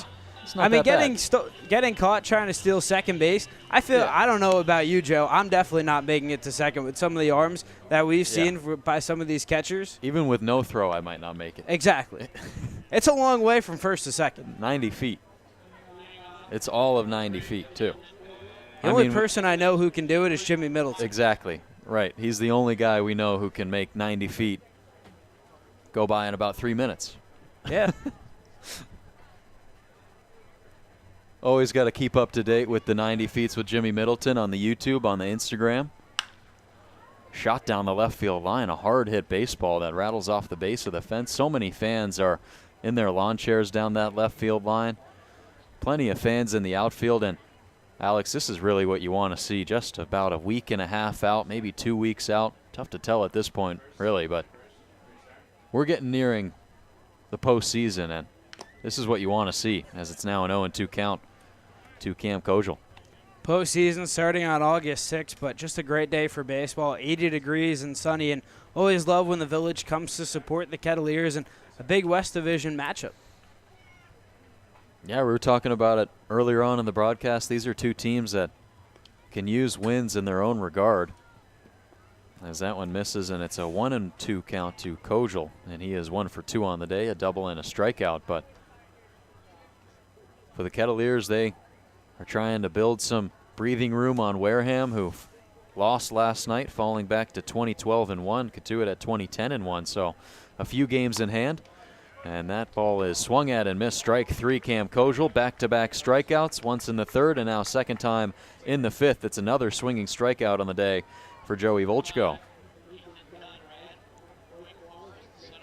Volchko now ties the season high with 6 strikeouts. Did that in his last outing against Chatham, and of course the outing before that against Bourne. First pitch skipped in. Nice block there by Grant J. An athletic stop, was seemingly lined up in the right batter's box, but had to go to the base of the left one there to backhand that baseball. Ethan Conrad is the batter. He's 1 for 2. He singled back in the third, struck out swinging in the first inning, was the first strikeout victim of Joey Volchko. And you mentioned it, all 4 of his appearances with 4+ strikeouts, 6 in his last 2. Obviously being a season high for him as he misses up and away here, bringing the count to 2-1. That one's still 95 on the gun, so still great to see Joey Volchko out there pumping that high velocity stuff. 2-1 pitch. Barely outside with the breaking ball at 84. Tried to bring it in on the back door to Volchko. Wasn't able to, and now behind 3-1. Let's see what he comes back with. We've seen him go with that get me over breaking ball. He does again here. Gets a big swing and miss on Conrad, bringing the count to 3-2. Just a perfect pitch there from Volchko.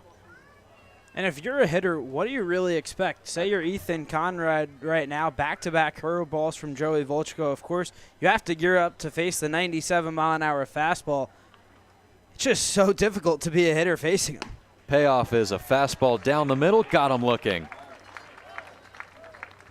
Yeah, you're right. I mean, I don't know how you're supposed to face that up there. You get 84 down in the dirt, falling off of a table, but then all the other pitches you're seeing are above 96, and Ethan Conrad taken for a whirl in his third at-bat against Volchko. That's his second strikeout, two Ks to start off this 5th inning for Volchko.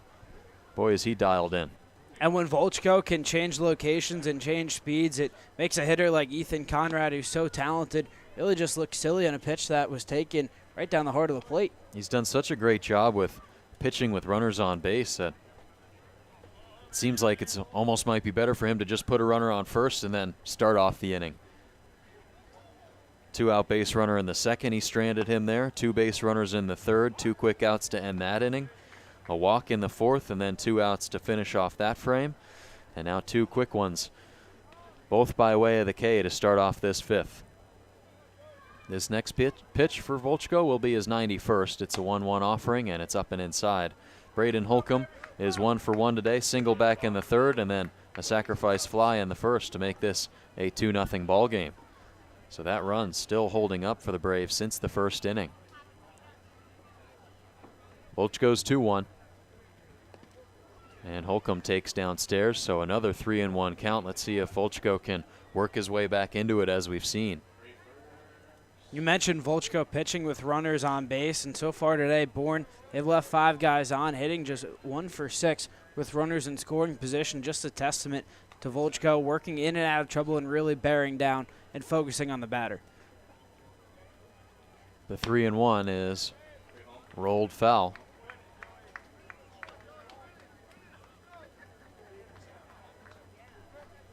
So Volchko was unable to complete the 5th inning his last time out. That was at Chatham. Went 4 2/3, gave up 4 hits, 1 earned run through 96 pitches. Here's the 3-2 to Holcomb. Check swing. Did he go? They'll check it first. Yes, he did. Joey Volchko strikes out the side in the top of the 5th inning, picking up his 8th K of the outing, his most in a single game this season. So keeping the Kettleers in this ball game, still trailing 2-1. And when we come back in the bottom of the 5th frame, my broadcast partner Alex Rocco will take you home on the play-by-play from here on out. So don't go anywhere here on the Kettleers Digital Network. The Cape Cod League All-Star Game is just a few weeks away. Cheer on your favorite Kettleers as they square off with some of the best players on the Cape. This year's game will be played in Falmouth on July 27th. The gates open up at 1:30 p.m. ahead of the 6 o'clock first pitch. All-Star Game tickets can be found at www.capecodleague.com/All-Star Game. Or you can find out more information about the tickets at the Kettleers store. The Kettleers baseball clinics are well underway in the summer of 2024, offering boys and girls ages 6 through 17 with the opportunity to learn from some of the most experienced coaches and some of the top college baseball players in the country. With no prior baseball experience necessary, the camps teach kids the fundamentals of baseball, as well as good citizenship, sportsmanship, and character. With just a few weeks of camp left, time is running out. So to sign up, head over to info.collegebaseballcamps.com/CK. Again, that's info.collegebaseballcamps.com/CK. We hope to see you there. Be a part of historic Lowell Park and support the Cotuit Kettleers by purchasing a paver engraved with your personal message to be placed in the new Walk of Champions. For more information, visit the Cotuit Kettleers website. The Cape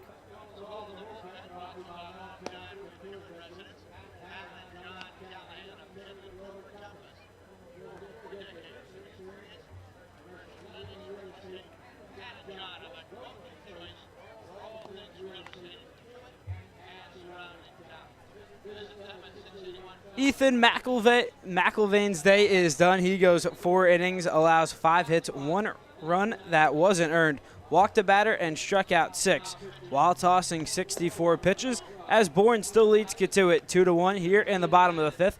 I'm Alex Rocco, joined alongside by Joe Pratt and Adele Huffman. As the new arm for Bourne is Griffin Hughes, making his 9th appearance.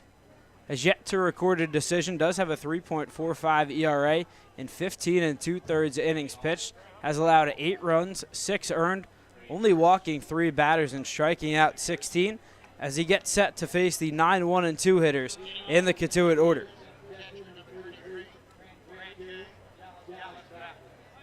So leading things off for the Kettleers is Grant Jay. Jay so far today 0 for 1 with a strikeout. Hughes, the righty, his first pitch looked at for strike 1 to begin the at-bat against Jay.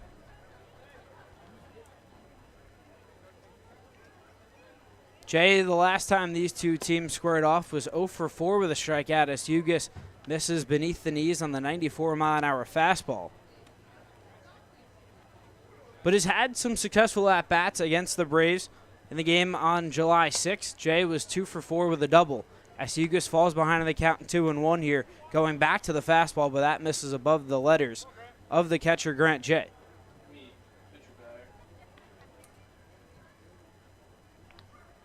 Hughes played at Cincinnati this past season, entered the transfer portal, and announced his transfer destination to the University of Miami.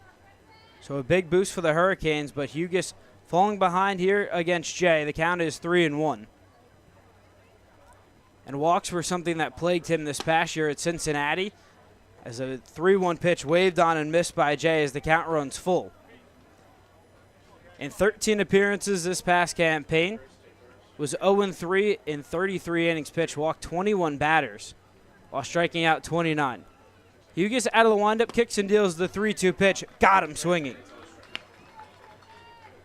Griffin Hughes battles back in the count and punches out Grant J for the second time as we head back to the top of the Cotuit order with the leadoff man, Tanner Thatch. Yeah, a couple of tough ABs for Grant J. Works them both full, but both of them end in the swinging strikeout. And the adjustment that he was making with Roberts earlier on this season was lowering his hands from back behind his ear towards more in front of his right shoulder. And it's tough to tell if he's maybe creeped into that similar bad habit here, but got to figure out a way to continue to make contact with more of these balls. Swinging away at the first pitch is Tanner Thatch, who lost a foul ball out of play down the left field line. Thatch is 1 for 2 today, struck out looking in the first inning, then had an RBI single in his last at-bat, that coming in the third, as Hughes misses the 0-1 pitch as the count is even at 1-1. Was the 24th RBI of the season for Thatch. Now he sits up in the count 2-1.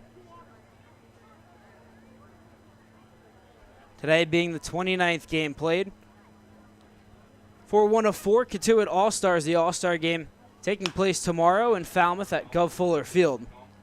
It's another fly ball off the bat of Thatch, evens the count up at 2-2. Such a well-deserving All-Star Thatch with hits in his last 12 of 13.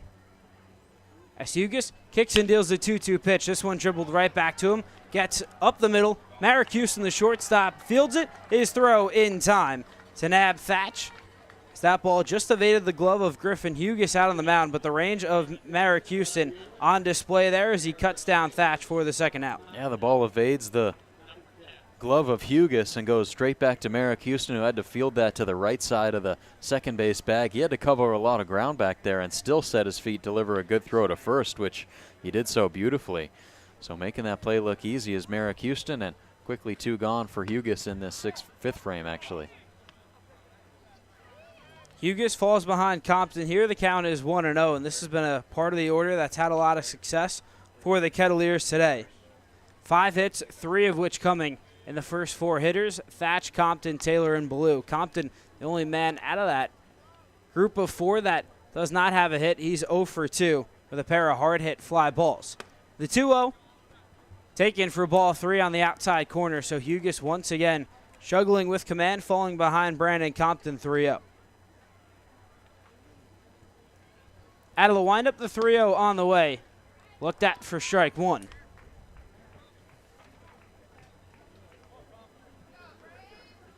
Hughes, as a freshman, was named to the All-AAC freshman team as a two-way player. Hit .234, made 18 appearances. Now has the count full after the 94-mile-an-hour fastball to Compton was looked at for strike 2.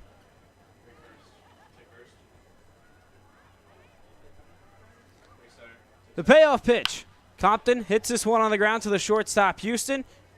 His throw in time for the third and final out of this bottom of the 5th as Griffin Hughes comes out of the bullpen and works a 1-2-3 bottom half of the inning after the strikeout of Grant J and back-to-back groundouts to the shortstop, Marek Houston. And before we send it to a commercial break, we'll reveal the answer to today's edition of Catch Trivia. And just to remind you of the question, this 2007 Kettleer was a first-round draft pick of the LA Angels in 2009.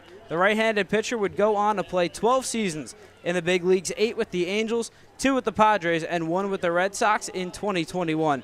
And he finished up his career with the Rangers in 2022, serving mostly as a starter and maintaining a 3.87 ERA over his long tenured career. And Joe, the answer to that question is Garrett Richards. So if you got that answer right, hopefully you did in the comments, but here's another edition of Catch Trivia presented by the Cotuit Library. So with that, we will step aside for a quick commercial break.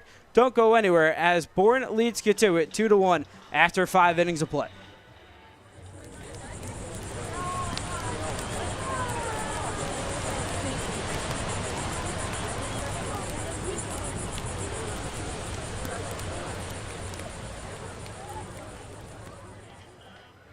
Here at the Mass State Lottery, we're known for our monster wins.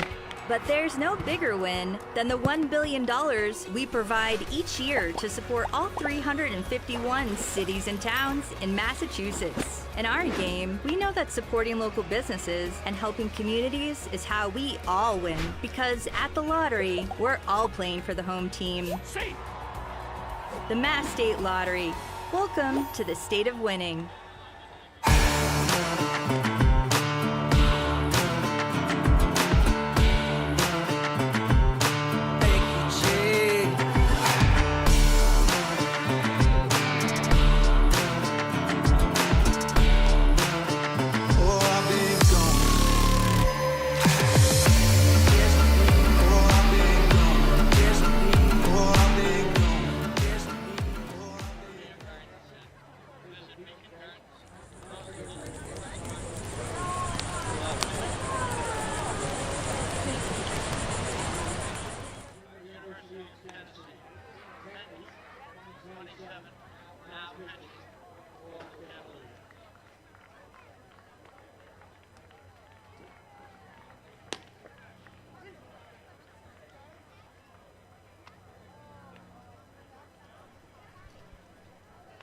So after 5 innings, Joey Volchko hands the ball over to the lefty, Andrew Benke. And Joe, what a great start for Volchko. He goes 5 innings, allows 2 hits, 2 runs, both coming in that top of the first, walks 2, and strikes out 8 while throwing 94 pitches. And once again, another much-needed start by Joey Volchko. Yeah, the only thing that you look at this start and say, you know, is maybe a disappointment is that he's not in line for the win right now. Cotuit's still trailing 2-1, so wasn't picked up offensively the way he was his last time out, but 5 innings pitched, 2 earned runs, 5 hits. What more can you ask from a guy who's been in the rotation for you since, you know, the end of June and been able to been really consistent out there on the mound, striking out plenty of batters and just mowing through this Bourne lineup after that first inning pitched. It was incredibly fun to watch, and it was fun to watch him through his 4 games here.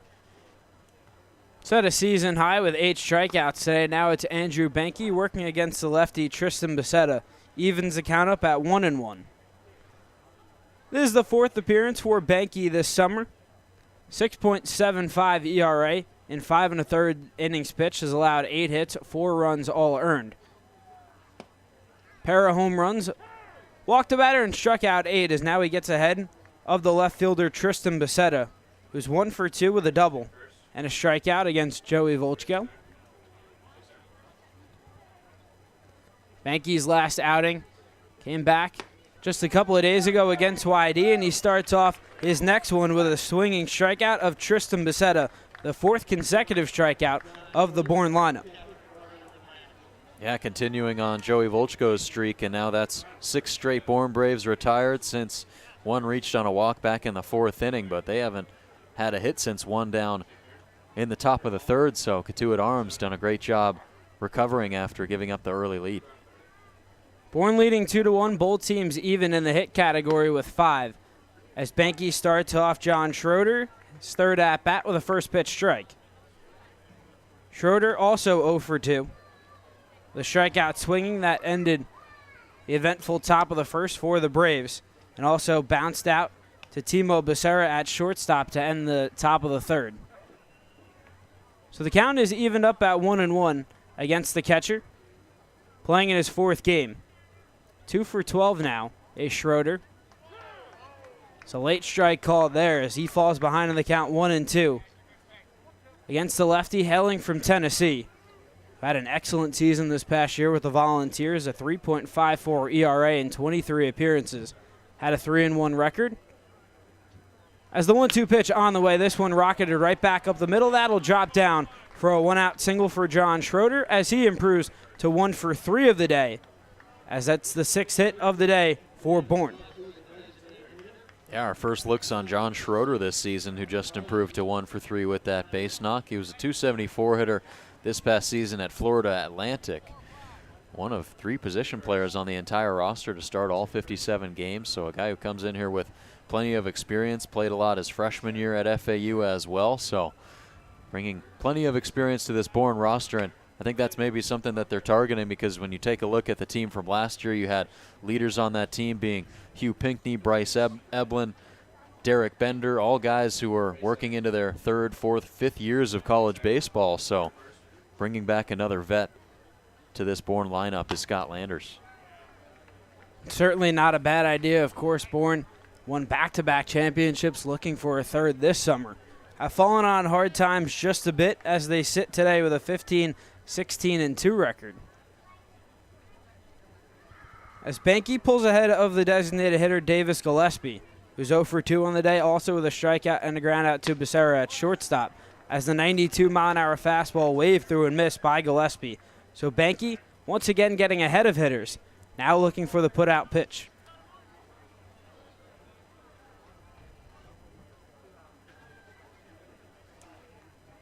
Struck out 39 hitters in 28 innings this past year at Tennessee. Now he steps off the mound. Schroeder takes his lead off first. Banky comes home with the 0-2 pitch. Got him looking. Gillespie thought about swinging but watches it go by. 4 strike 3. It's the second strikeout for Andrew Banky. Now 2 are gone in the top of the 6th. And an emphatic strikeout call from Jake Brichta behind the plate. Second strikeout of the inning for Andrew Banky. Gets the guy looking. Davis Gillespie, his second strikeout of this ball game, and Cotuit pitching done a nice job against the bottom half of this Bourne order, really stopping their offense from manufacturing some offense in the top half of this order. Now it's the third baseman, Blake Barthel, as Banky gets ahead of him here.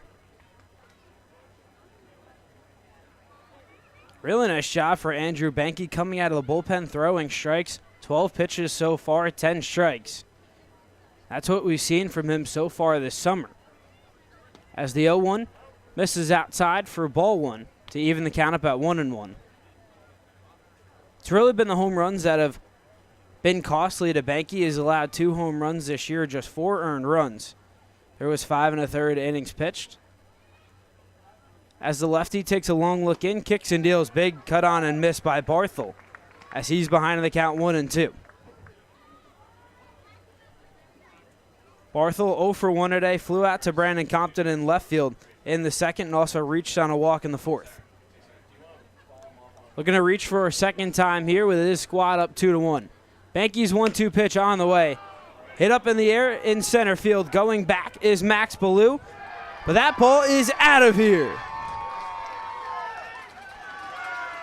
Once again, the home run ball has come costly to Andrew Banky as he got ahead of Blake Barthel 1-2, but left the pitch right down the heart of the plate as Barthel makes no mistake and crushes his first home run of the summer, giving Bourne a 4-1 advantage.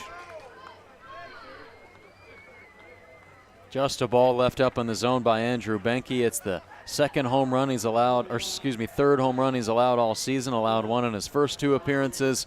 Was able to respond with a really great appearance his last time out against YD. But right here, it's another example of him mowing down a couple of batters in this lineup, getting through the first 2 outs, but then leaving a pitch that is up in the upper part of the zone for Blake Barthel to punish into the trees in right center field. You mentioned it, his first home run of the summer, picks up his 6th and 7th RBIs, and those are some crucial runs for the Bourne Braves right now to take a 4-1 lead. The home run by Barthel, 98 miles an hour off the bat. It traveled 381 feet. And a pair of crucial insurance runs for this Braves pitching staff. As Banky falls behind in the count 2-0, is 2-1 shot back right up the middle, and that'll get through into center field. So it's the first hit of the day for Mason Neville, and the Bourne Bats coming alive here in the 6th. Yeah, well, right on cue, just as these bottom 4 in the order have no base hits on the day, they now have 3 with the single home run, and now the next single from Neville. But these are just pitches at the bottom of the zone that Banky is throwing for strikes, but they're just getting battered off the bat of these bottom hitters for the Bourne Braves, and now that gives the top half a chance to extend this inning. But for Banky, we'll see if this rules out a potential return for him in the 7th inning.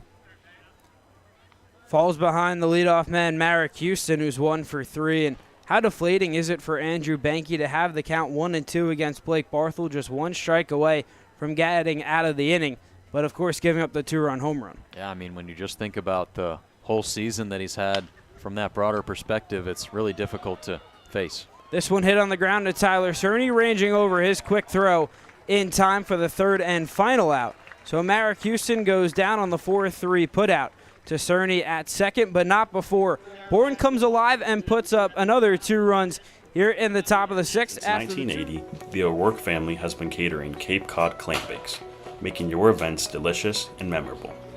Founded by Jake O'Rourke, Jake's Clam Bakes has become a beloved tradition, now carried on by his son, Dan.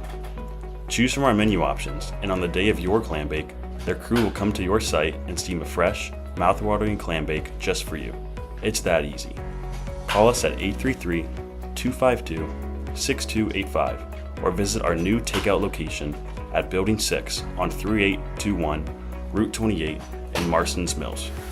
Email us at dan@jakesclambakes.com with your event details, number of guests, date, time, location, and any special requests like a raw bar, homemade desserts, or kids menu.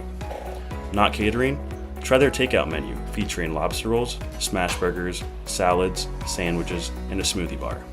Jake's Clam Bakes, making Cape Cod gatherings unforgettable. With 30-plus years of personal injury litigation and insurance negotiation experience, Snow Law Firm is your go-to for wrongful injuries and rightful compensation. Snow Law Firm will secure the maximum amount of compensation available through settlement or trial. Schedule a free case evaluation by calling 508-477-7100. Since 19...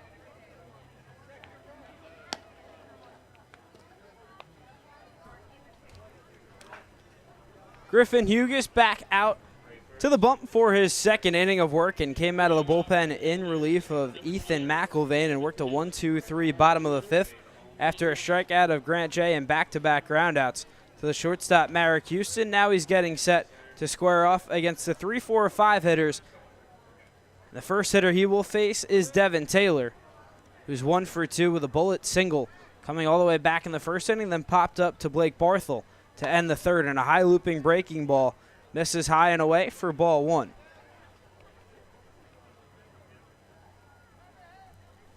Hughes returning to the mound with a newfound 3-run advantage after the 2-run shot in the top half of the inning by the third baseman Blake Barthel. Falls behind Taylor here, 2-0. And although Hughes worked a 1-2-3 bottom half of the inning, struggled with his command a bit, out to 19 pitches, just 9 strikes. As he's looking to work another clean inning here. So 2-0 looked at for a called strike 1, makes the count 2-1 against the slugger coming out of Indiana. Taylor's continued his hot hitting with the Kettleers, now batting .299. Checks his swing. It's called the strike regardless. That evens the count up at 2-2. So a good job by Hughes to battle back in the count from 2-0 to 2-2. As the 2-2 pitch on the way, got him looking on the inside corner. The second strikeout of the day for Griffin Hughes, as Taylor frustrated with the call, but he's retired for the first out. Yeah, I mean, just nothing much more he can do there, because you could just see him walking back to the dugout there, cracked a smile, just thinking, what much else is there he can do with that pitch and with that call? I mean, we saw him in the last couple of games. Not the last game at Hyannis, but the last time we were here at Lowell Park.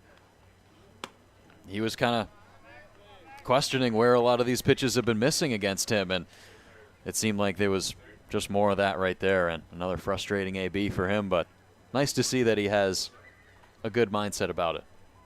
And I think that's the key. When sometimes calls don't go your way, you have to have that positive mindset, and Taylor, at least for his sake, smiling it off, and will most likely have another at-bat in this game as Sun continuing to set above Lowell Park. 2-0 is the count against the center fielder Max Ballou, who's 1 for 2. Swing away at the 2-0, lofting a high towering pop-up out of play down the left field line. A couple of fans will chase after that baseball. As Hughes working out of the windup, kicks and deals the 2-1 to Ballou. Another towering fly ball. Once again, that's destined for the seats. So the count evened up at 2-2. And a similar at-bat from Devin Taylor to Max Ballou. Hughes missing on his first 2 offerings. Now coming back to even the count up at 2-2. The 2-2 offering got him swinging. Max Ballou chasing on a fastball well out of the zone as he goes down on strikes for the second time today, as it's 5 up, 5 down for Griffin Hughes out of the bullpen. Yeah, Hughes has been reliable for Bourne out of the bullpen this season. He was with the team the first time these two teams met back in late June, and he went an inning and 2/3, gave up just 1 hit, struck out 1, walked 1, and it was kind of more of the same from what we've seen right here, as he has retired 5 up, 5 down, and now hitting in Nolan Naraki's slot will be Jaron Advincula, so we'll have to assume that there will be a lot of defensive changes when we come back in the top of the 7th inning. But you might as well give the guy who leads the CCBL in batting average some looks when the offense really needs it. So Advincula pinch hitting for Naraki here is up at the count 1-0. That's now 2-0 after Hughes fastball misses just outside, and Advincula, such a dangerous hitter, hitting .404 this season, has had a lot of success against Bourne. Swings away at the 2-0 offering, lofts that foul deep down the left field line.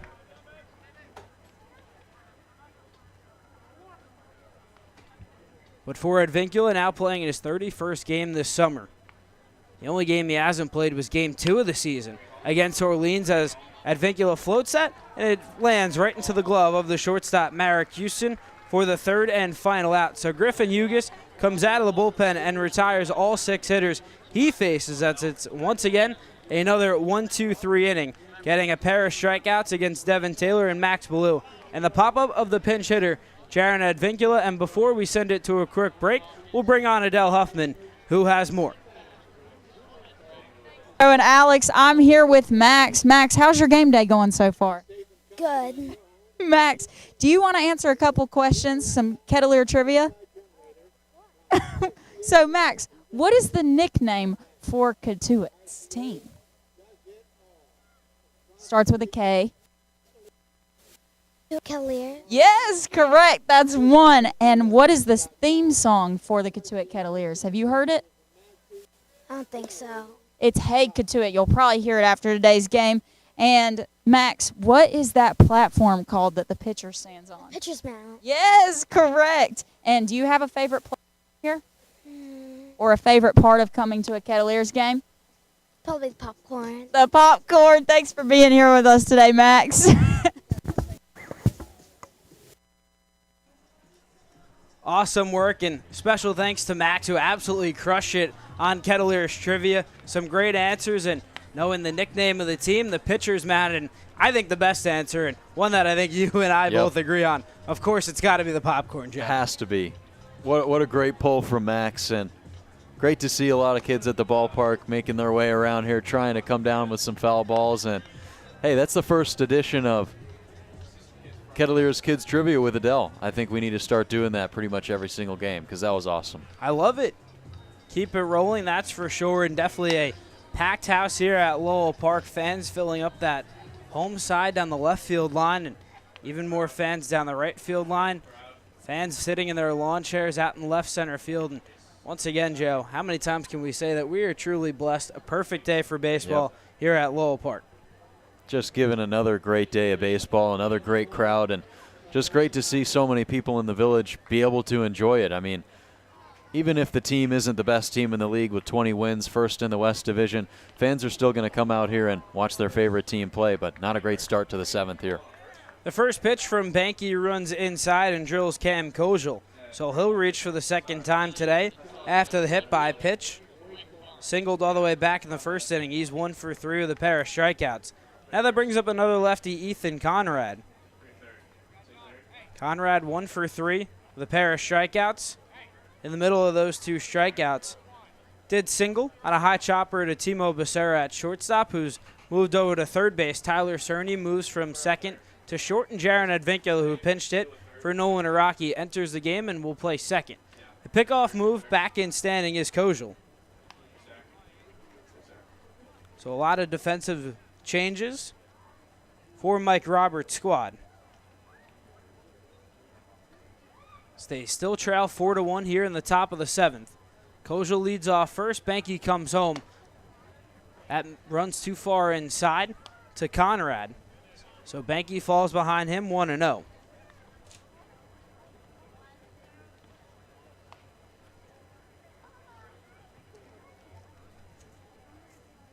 Ethan Conrad, such a dangerous hitter. transferring from Marist to Wake Forest. The 1-0 pitch misses off the plate for ball 2. Joe, this was something that you were mentioning earlier. A lot of baseball played for Ethan Conrad this year, of course, playing at Marist where he hit .389, then playing in another summer league before joining the Bourne Braves, as the 2-0 pitch just deflects off the glove of Jay as Kojal stays put at first. But played in the Perfect Game League, but the Saugerty Stallions hit 23 for 49. .469 batting average, 5 home runs, 19 RBIs in just 13 games. Almost video game numbers. Yeah, 23 hits in 13 games. That is in 19 RBIs in 13 games is insane. So, yeah, you definitely need to get this guy on a Cape League roster when you see those numbers immediately. I mean, he's also a guy in 2023 who was on the All-MAAC rookie team, MAAC that is, 320 hitter, 3 homers that season, a 442 slugging. Just a guy who's been an impact player ever since his first day on campus. Has struggled against the Kettleers so far this summer, 3 for 14 with 5 strikeouts, but he's up in the count 3-0, and it's a 4-pitch walk to the dangerous Ethan Conrad as Andrew Benke has put on the first 2 batters he saw here in this top of the 7th, and that draws Mike Roberts out from the dugout. Yeah, well, we talked about it in the 6th inning. Him continuing to give up base runners could put his hopes of coming out into the 7th inning in jeopardy. Likely Mike Roberts leaving him out there for the first few batters, seeing if he could get through a couple of those lefties, pick up a couple of outs, and it looks like with the first 2 base runners reaching base already with this 4-1 lead, don't want it to get any worse than that, so looks like they'll hit the bullpen for the 2nd time today. So Andrew Benke's day is done as he comes out for the top of the 7th, allows a hit by pitch of Cam Kojal, and a walk to Ethan Conrad. So with Cotuit making another pitching change, we'll step aside here for a quick commercial break on the Kettleers Digital Network. Is a proud sponsor of the Cotuit Kettleers. They offer breakfast and lunch, as well as indoor and outdoor dining. Check out Cape Cod Coffee at one of their 3 locations, on Route 130, at Mashpee Commons, and at Wareham Commons, or on their website at capecodcoffee.com. When the unexpected happens, make sure you and your assets are insured appropriately. The agents at Leonard Insurance Agency can tailor coverage to meet your needs. Call 508-428-6921 to talk to their licensed agents today. For nearly 2 decades, Coastal Irrigation has proudly provided top-notch irrigation and landscape lighting services across Cape Cod. Starting with just a handful of customers in Cotuit, they now serve nearly all of the Cape. Upgrade your lawn care with their modern irrigation systems. No more dragging around hoses or worrying about watering while you're away. Their systems ensure your grass stays healthy and green effortlessly. Transform your home with Coastal Irrigation's landscape lighting services. Enhance your outdoor gatherings, improve safety, and boost curb appeal with their affordable, low-voltage lighting solutions. Illuminate your walkways and highlight architectural details to make your home shine. Contact Coastal Irrigation at 508-428-1529 or info@coastalirrigation.net. Cape Cod Coffee.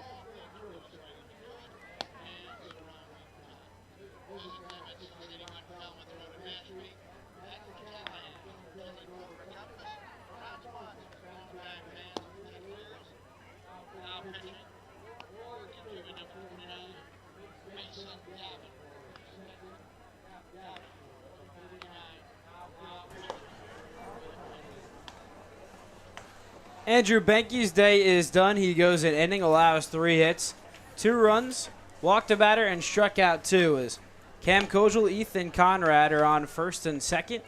If they do come around to score, would be charged to Andrew Benke. But the new arm coming into the game for Cotuit is the new guy, Mason Davenport, making his first appearance as a Kettleer, standing 6'9", 245 pounds. And as the Kettleers are making a change on the mound, we'll bring on another member of our team. Joining us, once again, Jimmy Middleton. And Jimmy, thanks so much for hopping on. Guys, the pleasure is all yours. Thanks for having me up here. This is awesome. You know, just game's not going our way, score's not going our way, but there's 27 outs in baseball. There's a lot of ball left. There's a lot of ball to be played. This guy's a unit out there, though. I won't lie. He's huge. 6'9". Yeah. From Stetson. Also a team that played in the NCAA regional this year down in Florida State. Yeah, I think headed to Stetson, right, by way of Kansas City Community College. 2 years there, but yeah, making the move to D1 baseball. Had a lot of success at Kansas City Community College. Made 15 appearances, 12 starts, had a 6-2 record. 4.5 ERA, struck out 74 hitters as his first pickoff move goes right back into center field. So moving up to third and second is Cam Kojal and Ethan Conrad. And at the start that Mason Davenport had envisioned for his Kettleer career. No, definitely not, but we get to see those defensive adjustments that we were just talking about. So Jaron Advincula, who just batted in the 5th spot for Naraki, stays in the game but moves to second base, and then the other 2 guys in the middle infield just shift over to the left a little bit. Cerny from second to shortstop and Becerra at third. Swing away at the first pitch is Braden Holcomb. So that goes foul right behind home plate. Holcomb today 1 for 2, had a sac fly, was the game's second run all the way back in the first inning. Singled in the third and struck out swinging to end Joey Volchko's day. It was the 8th strikeout for the Kettleer starter as the 0-1 another foul ball right into the fence. There's battling out here. And with the infield in on the grass, you have to cut this run down at home, especially with no outs in the 7th and a 3-run game here. Davenport to Holcomb, his 0-2 pitch chopped up the middle. That'll go through into center field after the diving attempt from Tyler Cerny as both runs come in to score. So it's a 2 RBI single for Braden Holcomb, scoring Cam Kojal and Ethan Conrad as the Braves have opened up the score. It's 6-1 here in the 7th. Just perfectly placed on the single. How frustrating must that be as a pitcher? It's usually a play that's routine at short. Yeah, if the infield's back, you got to feel like Cerny or even Advincula has a chance to get that ball up the middle. Maybe not have a play at first. Don't really know the speed of the guy running to first base, but I don't know. That's just like infield in there. There's not really a play you can make up the middle unless you bring in the center fielder from center field to play up the middle. That's only in Little League, though. Yeah. So now it's Tristan Becerra, who's 1 for 3. Does have an RBI. Doubled and struck out twice. As now Andrew Banky's line is complete. He goes an inning, allows 3 hits, 4 earned runs. Strikes out 2 as the 1-0 pitch looked at for strike 1 from Davenport. A lot of size for the Kettleers out of their bullpen. Davenport, not the tallest player on the Cotuit roster. Zach Duenas, listed at 6'10". As running on the pitch is Braden Holcomb. The throw down from Grant J is not in time. Braden Holcomb swipes second as Bourne has a runner in scoring position, still with no outs in the inning.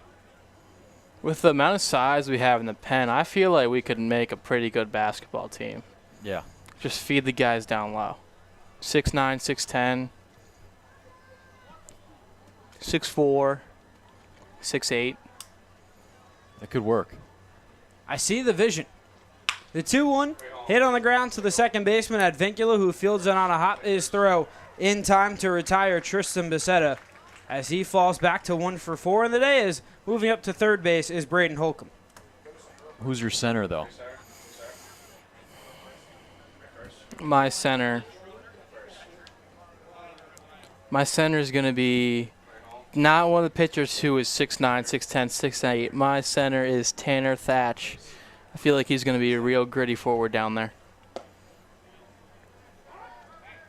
The first pitch to John Schroeder is looked at for a called strike 1. And Jimmy, the last time we talked, it was about football and how the Kettleers related to football. And now we're seeing if the Kettleers traded or went from the diamond to the hardware.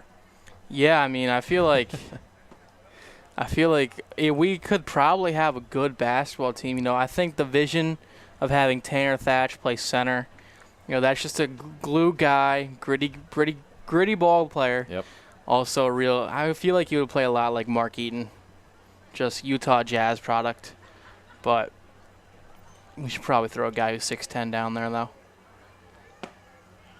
The 1-1 pitch looked at for strike 2, just around the knees of John Schroeder. The Bourne dugout disagreed with the call.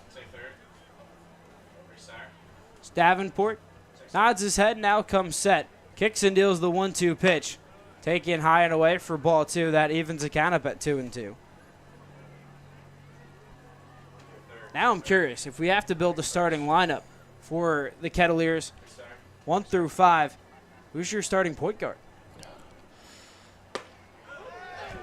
The 2-2 pitch got him looking. Located on the inside corner as Mason Davenport picks up his first strikeout, and now 2 are gone here in the 7th. You know, that's such a tough question, AR. But I think my point guard is going to be Tyler Cerny. Cerny's my point guard. My shooting guard is Nathan Hall. I think Nathan Hall is going to bring a really good product to the program. A real gritty player. You know, a guy who's going to give 110% effort. So we already got Thatch playing center. Now I'll go Zach Duenas, and Jack O'Malley. That's my combo of forwards down low. Heavy on the pitchers. They got all the size. Yeah. Do they have the athleticism? Time will tell. Everyone says pitchers are athletes. Yeah, exactly. That would be crazy, though, if we could actually see the Kettleers playing basketball, as the 1-2 pitch spoiled by Davis Gillespie would really put that statement to the test. Are pitchers truly athletes? Yeah. I mean, us interns play basketball a fair amount. You know, I like our odds anyways against anyone. But we would be in for a tough test. Yeah. The 1-2 got him looking on the outside corner. Davis Gillespie goes down on strikes for the 3rd time today. But not before Bourne tacks on another 2 runs, as they now lead it 6-1 here through 6.5 from Lowell Park as we head to the bottom half of the inning. With the Braves leading the Kettleers 6-1 here on the Kettleers Digital Network. Seen for a minor illness or injury, Cape Cod Healthcare Urgent Care is here for you with high-quality, full-service walk-in care. ER expertise meets urgent care convenience at our 6 urgent care centers, which are staffed by board-certified ER providers and located Cape-wide from Falmouth to Orleans. Cape Cod Healthcare Urgent Care is open daily and offers a cost-saving option for everything from sprains to stitches, with timely treatment in under an hour for most patients. View online wait times at capecodhealth.org/urgent care. Cape Cod Healthcare Urgent Care. Minor emergencies, major attention.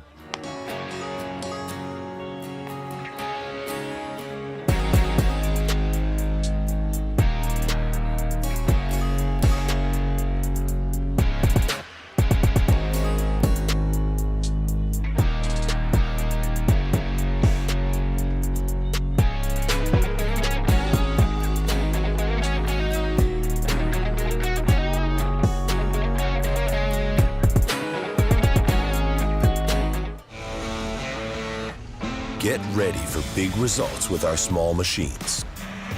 With more power, performance, comfort, and savings, they're ready for every job. And we're ready with plenty of inventory, the best support in the business, same-day parts availability, and locations across the Northeast. So you can always be ready to work. Milton Cat, always ready.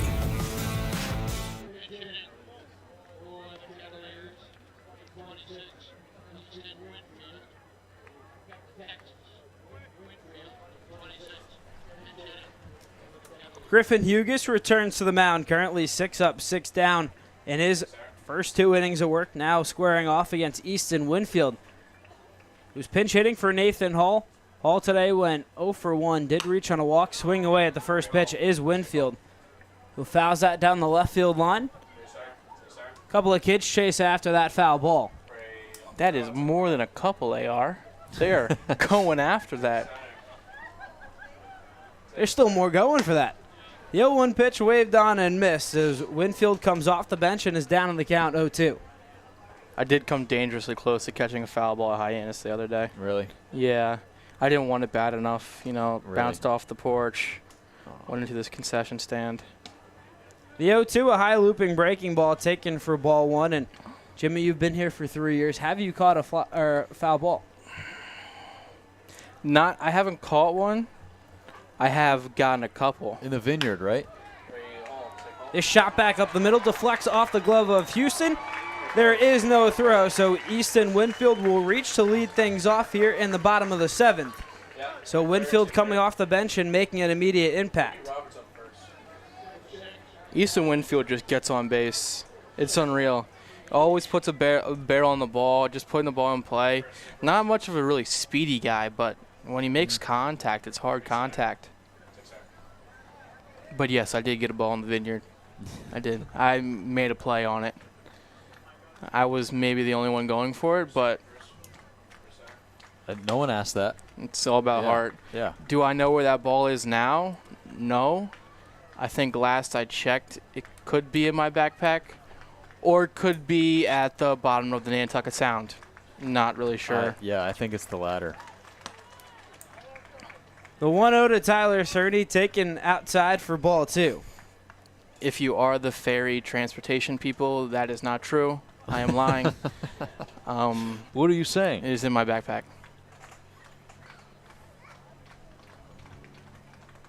The 2-0 on the way from Hughes to Cerny.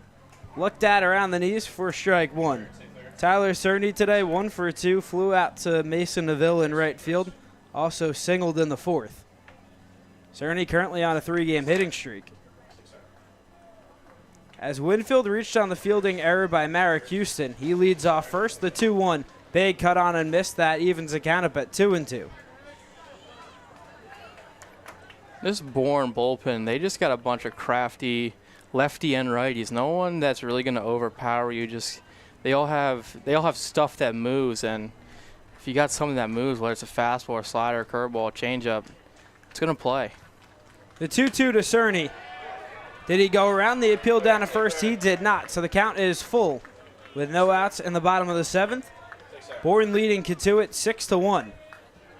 As the sun continues to set above head here at Lowell Park. Of course, the last time these two teams played here, game just lasted 5.5 innings.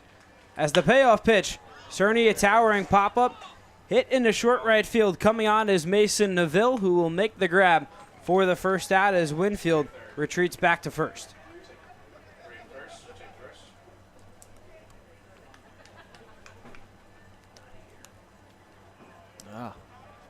Well, great at-bat there from Tyler Cerny to work the count full, but eventually popping the ball up. But, yeah, you bring up a good point about strike-throwing relievers. I mean, it's pretty reminiscent of what we saw last year. They had Tristan Levesque out of Rhode Island, just a lefty guy who didn't even have the best numbers at Rhode Island and wasn't a guy who could blow you away at like 90, 91. He was a guy who just dialed in the changeup. The slider was amazing, and someone who could eat up innings. And Griffin Hughes feels a lot like Tristan Levesque in that aspect. You know, funny story about Tristan Levesque, is it? I went down to Auburn to go watch my buddy, Dom, who pitched against us last year for Harwich. Levesque pitched against Auburn, I think gave up, I think he gave up maybe 2 or 3 runs, Rhode Island against Auburn. That was like 2 years ago, but even back then, you just could tell his stuff was very, very good. A 1-1 to Becerra. Missed on the inside portion. Count is 2-1 after the 92-mile-an-hour fastball. That's kind of been the formula for Bourne, getting those strike-throwing relievers. It's so important to have them late in the season, in the postseason. But you mentioned that he's not here today, but they also have another advantage in their dugout for fans of the Red Sox who obviously know the name, but to have somebody who played over 10 years in the big leagues be calling your pitches most games, that's got to be a bit of an advantage too. Yeah, right? I would, if I had Jared Saltalamacchia calling pitches. The 3-1 hitting a short center field. Coming on is Ethan Conrad, but called off by Mason Neville for the second out. So back-to-back flyouts to the right fielder Neville, and 2 are gone here in the 7th. I mean, there's got to be a reason he played in the majors for so long and was so productive, not even just on the offensive side of the ball, but especially the defensive side of the ball. But to hand the microphone, to hand the walkie-talkie over to Salty in the playoffs, somebody called it cheating. Not me, though. Not me, though. It's definitely an advantage, though. And I mean, you talk about some of the best switch hitting catchers of all time. Do you think he's in the top 5? I don't know the other 4. Yeah, I know. I'll be honest. I can name one, and Victor Martinez, and he's the only guy who's Jason got him beat, Varitek I wasn't a think. switch. Yes, that's oh right, he no, was. Jason Varitek number 1. Over Victor Martinez, really? I'm my favorite number's 33 because of Jason Varitek, so I'm rocking with Jason Varitek if he's rocking with me. The 1-1 hit a towering pop-up the catcher John Schroeder, but it's the third baseman Blake Barthel who makes the grab for the third and final out. So after Easton Winfield reached on the error by Merrick Houston, 3 up, 3 down by Griffin Hughes on a pair of fly balls to Mason Neville in right field, and the pop-up glove by the third baseman Blake Barthel. As we head to the top of the 8th, with Bourne leading Cotuit 6-1 from Lowell Park. Is a proud sponsor of the Cotuit Kettleers. They offer breakfast and lunch, as well as indoor and outdoor dining. Check out Cape Cod Coffee at one of their 3 locations, on Route 130, at Mashpee Commons, and at Wareham Commons, or on their website at capecodcoffee.com. When the unexpected happens, make sure you and your assets are insured appropriately. The agents at Leonard Insurance Agency can tailor coverage to meet your needs. Call 508-428-6921 to talk to their licensed agents today. For nearly 2 decades, Coastal Irrigation has proudly provided top-notch irrigation and landscape lighting services across Cape Cod. Starting with just a handful of customers in Cotuit, they now serve nearly all of the Cape. Upgrade your lawn care with their modern irrigation systems. No more dragging around hoses or worrying about watering while you're away. Their systems ensure your grass stays healthy and green effortlessly. Transform your home with Coastal Irrigation's landscape lighting services. Enhance your outdoor gatherings, improve safety, and boost curb appeal with their affordable, low-voltage lighting solutions. Illuminate your walkways and highlight architectural details to make your home shine. Contact Coastal Irrigation at 508-428-1529 or info@coastalirrigation.net.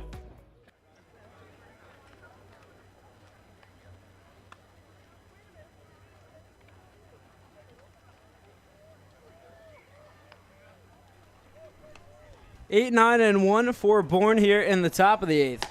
Facing the reliever, Mason Davenport, coming out for his first full inning of work, came in relief of Andrew Benke. But he's squaring off against Blake Barthel, who's had a really impressive day at the dish so far, 1 for 2. Reached on a walk and also blasted his first home run this summer. He gave Bourne a 4-1 advantage, that coming in the top of the 6th. Now just 2 innings later, as the Braves lead Cotuit 6-1. Alex Rocco still joined alongside by Joe Pratt and Jimmy Middleton. Blake Barthel, one of those guys for Coastal Carolina that was kind of placed in that middle, bottom end of the lineup that was just had a very productive season for them. Led them to a Clemson regional, but also stuff him in that lineup with Caden Bodine, Derek Bender, Sam Antanashi. Just a really good ball club down there in the Carolinas. He hit .310 with 15 home runs, 61 RBIs this past year. Started in all 61 games. Struggled so far this summer, but is enjoying a nice day where he's reached twice. As the count is 1-2 after Barthel looked at the 1-1 pitch. Playing his second game against the Kettleers this summer.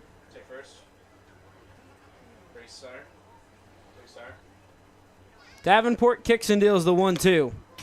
Line straight back into the fence. So the Allentown, Pennsylvania native stays alive. That's close to you, man. That is. Very close to you. Isn't that a frequent stop from Texas, though, too, Joe? Allentown? One time, yeah. One time? Once. NCAA Hockey Regional played in Allentown. Yep. The Nittany Lions. Just around a 2.5 hour drive, depending on how much traffic you hit. Lehigh Valley Iron Pigs. The 2-2 to Barthel. Hit into center field. Going back is Ballou. He will range all the way back but make the running grab for a loud out number 1 here to begin the top of the 8th. I mean, I'm from Pennsylvania, and that's about all I know about Allentown. It's just right there in the middle of nowhere. Can't say I've ever been either. Phantoms 2, I think. Yeah. That's the AHL affiliate. Really nice arena. Really? Really, really nice arena. That's where the regional was, right? Yes. Yeah.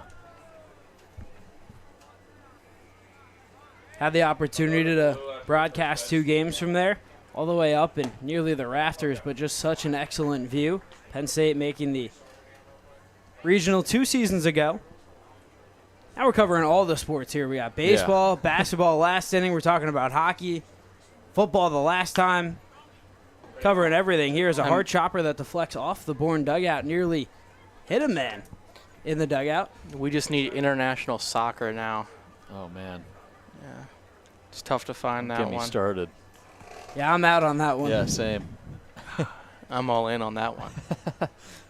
Don't let me get started on FIFA. You're on FIFA, yeah. The count 0-2 to Neville. Foul tip straight into the glove of Grant J. So a nice bounce back inning for Mason Davenport. Heading out the first 2 hitters he faces. As Bourne flips the lineup card over, and now digging in is the leadoff man, Merrick Houston, but Mike Roberts heading out to the mound before that. At least I don't park the bus in FIFA. Right, yeah. You can't do that. It's like kneeling in Madden, but for Davenport, he goes an inning and 2/3, and it looks like Mike Roberts has seen enough. He lets him get through the bottom half of this lineup. 5 up, 5 down after initially giving up the 2 RBI single off the bat of Braden Holcomb. Those 2 runs obviously won't be charged to Mason Davenport, but this is a very promising outing from another new guy in this bullpen. Where there's been so much turnover in this bullpen that we have so many new faces coming in and out of this bullpen seemingly every single day. And Jimmy, we got another familiar face in Dylan Hawanitz, who's set to make another appearance. The Westchester product. Yep. It's almost like I go to that school. Well, this should be interesting. I think it's fitting. Dylan Hawanitz coming into the game. Jimmy Middleton up in the broadcast booth, but that'll do it for Mason Davenport's first outing. As a Kettleer, he throws 26 pitches, 19 strikes, and as Dylan Hawanitz takes his warm-up pitches, we'll step aside for a quick break here on the Kettleers Digital Network. League All-Star Game is just a few weeks away. Cheer on your favorite Kettleers as they square off with some of the best players on the Cape.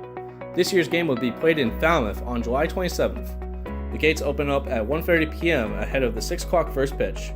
All-Star Game tickets can be found at www.capecodleague.com/all-star-game.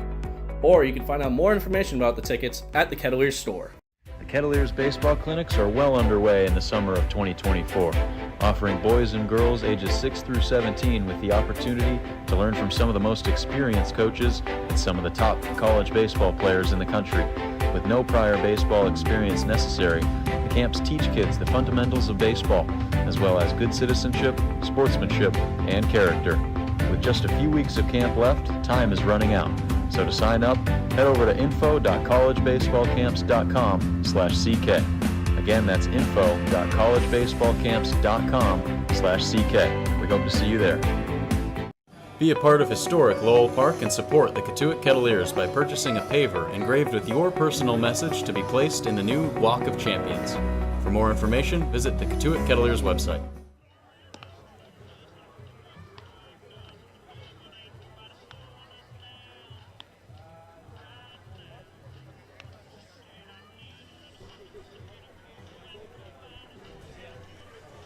Mason Davenport retires the first 2 hitters he faces, Blake Barthel and Mason Neville, as his day is done, as now it's Dylan Hawanitz, the 4th pitcher used by Mike Roberts and his staff today, as Hawanitz comes into the game and faces the leadoff man, Merrick Houston, who's 1 for 4. Boys, I apologize as I become a fan for this appearance while he is on the mound here, but I ride for my guys, I won't lie. Hawanitz, this is his 4th appearance so far this summer, has an 11.57 ERA, his first offering taken outside for ball 1. Has worked in 2 1/3 innings pitched, allowed 5 hits, 4 runs, 3 earned. Walked 3 and struck out 2. But coming in just looking for 1 out. This is 1-0 to Houston. Looked at for a called strike 1. Not someone that's going to overpower you with speed as he just throws 78 miles an hour on the gun there. But I have heard from a reliable source that This one chopped up the middle, deflects off the glove of Hawanitz right to Advincula at second. His quick throw. In time, they got him.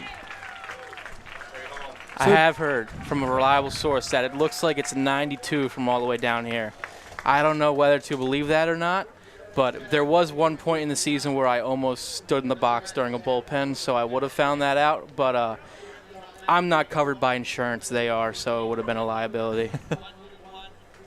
So Dylan Hawanitz comes out of the bullpen, throws just 3 pitches, and gets a 1-4-3 putout of Marek Houston as we head to the bottom half of the inning, with Bourne still leading Cotuit 6-1 from Lowell Park. Escape the summer heat at Polar Cave Ice Cream Parlor, located on Route 28 in Mashpee, right at the Barnstable town line. Our creamy, homemade ice cream flavors will delight your taste buds. Plus, Kettleers kids get a free cone on home game days. Call us at 508-477-5553 or email info@polarcave.com to learn more. Come chill with us and experience the coolest treats on Cape Cod. RCA Electric and Generators is dedicated to helping homeowners and building contractors select, purchase, install, and maintain the ideal generator for their specific needs. Since being founded by Randy Agnew in 1990, this Barnstable-based family-run business has grown its reputation by serving all of Cape Cod, the South Shore, and the South Coast.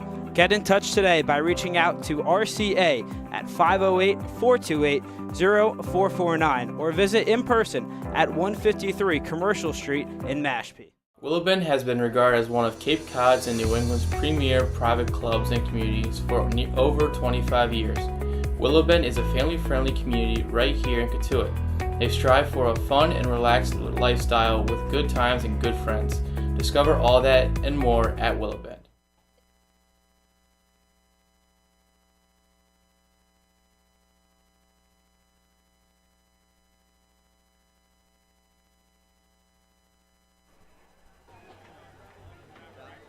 So with Mike Roberts going to the bullpen, Bourne does so as well as they bring on the relief pitcher, John Abraham.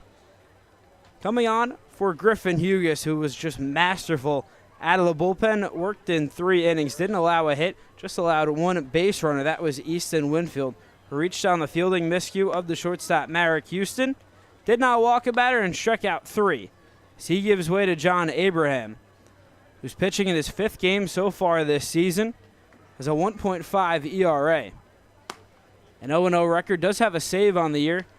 Tossed 6 innings, allowed just 1 run that was earned. Did come off of a home run. And has struck out 8 while not walking a batter.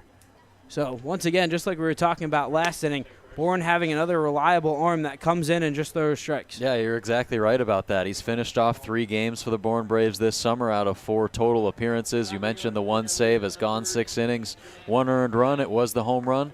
And 8 strikeouts. So those are the numbers that you really like to see from a guy who struck out 42, walked 31 in 34 innings this past season at Florida State, in which he was also a guy in the back of their bullpen to close out ball games and taking on a similar role for Scott Lander's Braves this summer.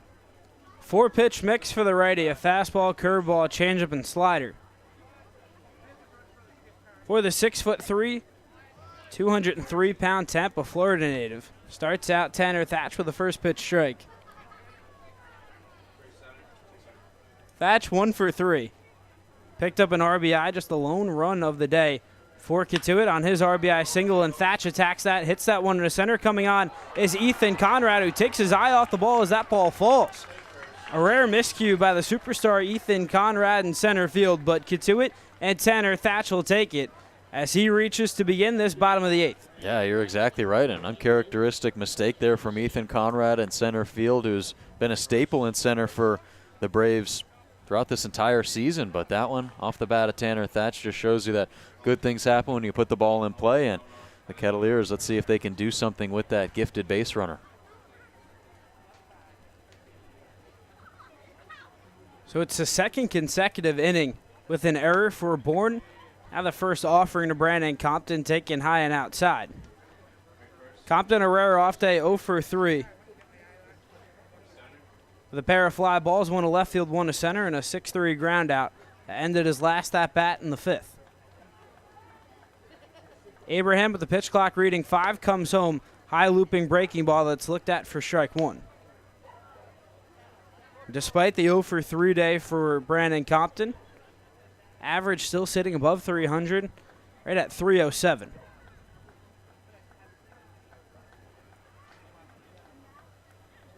Abraham kicks and deals the 1-1. Taken for ball 2, so Compton up in the count. Abraham, a highly rated prospect, was the number 14 right-handed pitcher in the state of Florida by perfect game in the 2023 class.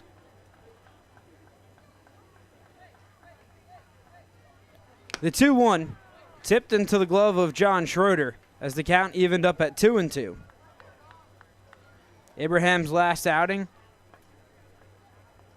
came 5 days ago against Hyannis, where he went an inning, didn't allow a base runner, and struck out a batter. Thatch leads off first, the 2-2 to Compton, taken outside for ball 3 as Compton has worked the count full here. Sees the second batter in the inning. And if Cotuit wants any chance in coming back, base runners are so vital as Thatch leads off first. Compton looking to reach for the first time today.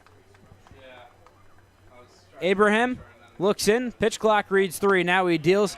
Foul tipped right into the glove of John Schroeder as Brandon Compton goes down on strikes. So it's the first out here in the bottom of the 8th and a much-needed strikeout for John Abraham.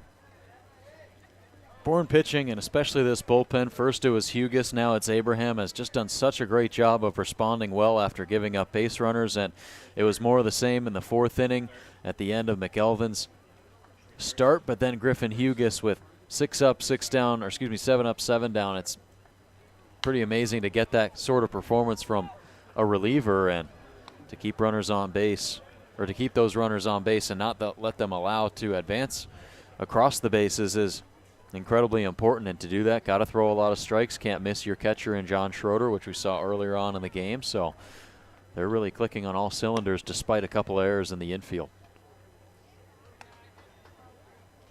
1-1 is the count to Devin Taylor. He's 1 for 3 today, and just like you mentioned, Joe, the stable pitching staff for Bourne today, they've struck out 10 hitters. On the flip side, for the Kettleers pitching staff, they've struck out 13 batters, so 23 strikeouts so far for both these pitching staffs. And a high looping breaking ball called strike 2. Taylor disagreed with the call. So he's down to the count 1-2. Looking to spark a comeback. Seen a couple of comebacks from the Kettleers this summer. This one would be arguably their most impressive. A 1-2 to Taylor. Breaking ball that's called ball 2 on the inside corner to the lefty.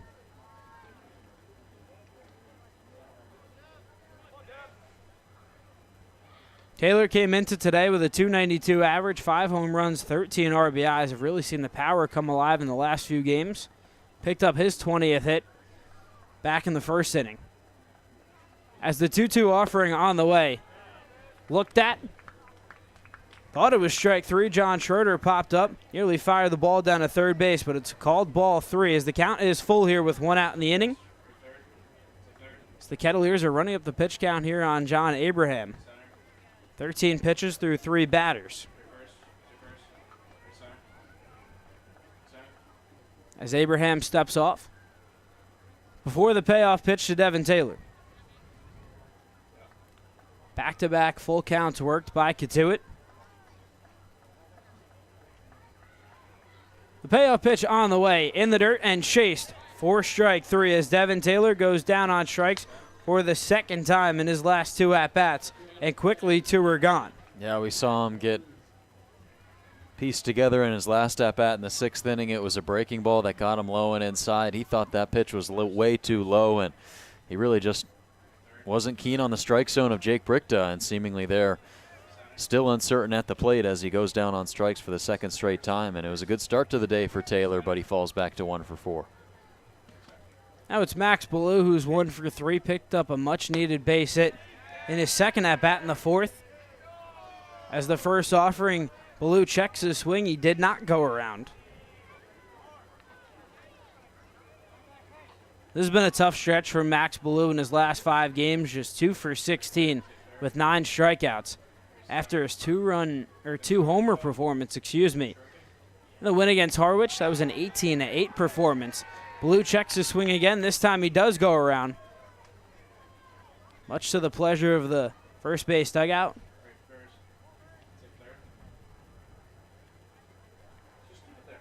Blue was caught stealing on this hit where he led off the 4th inning.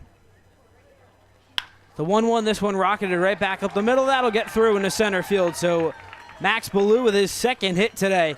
And boy, that must feel good for Max Ballou.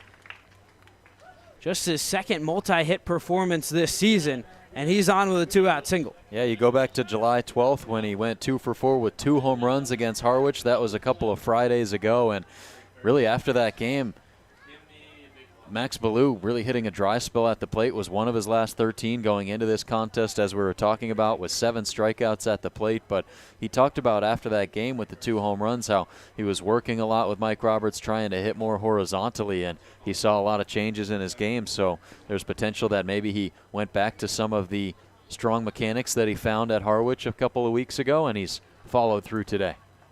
So now it's Sharon Advincula up for the second time today. The first offering from Abraham misses off the plate for ball 1.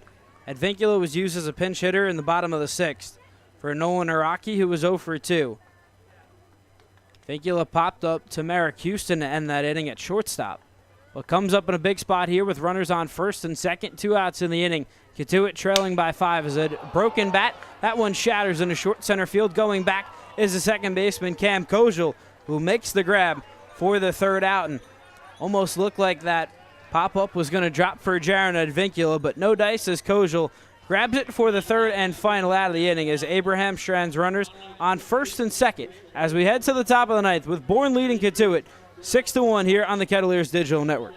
Each week, the Cape Cod Baseball League is honoring those who served with Red Shirt Fridays. Every home team on Fridays wear red Cape League uniforms and an Army camouflaged hat. For every Friday game at Lowell Park, the Kettleers are honoring a hero of the game presented by the Massachusetts State Lottery. For exclusive Red Shirt Friday gear like fitted player hats, head to the Kettleers store at the ballpark. We hope you can join us for a Red Shirt Friday at Lowell Park this season. For over 40 years, Vollmer & Son Construction has proudly served its community, providing a wide range of construction services, from bathroom renovations to complete home remodels. When you work with Vollmer & Son, you are being taken care of by natives of Cape Cod who support the community by using local suppliers and subcontractors. Vollmer & Son Construction, a proud sponsor of the Cotuit Kettleers. Looking to connect with the right business? Zoom Info's got you covered. With a database of over 100 million company profiles, they provide top-notch data to boost sales and marketing growth. Since 2007, Zoom Info's B2B data quality has ensured that businesses have the best intelligence right at your fingertips. Discover more at zoominfo.com and see how you can get connected today. Each week,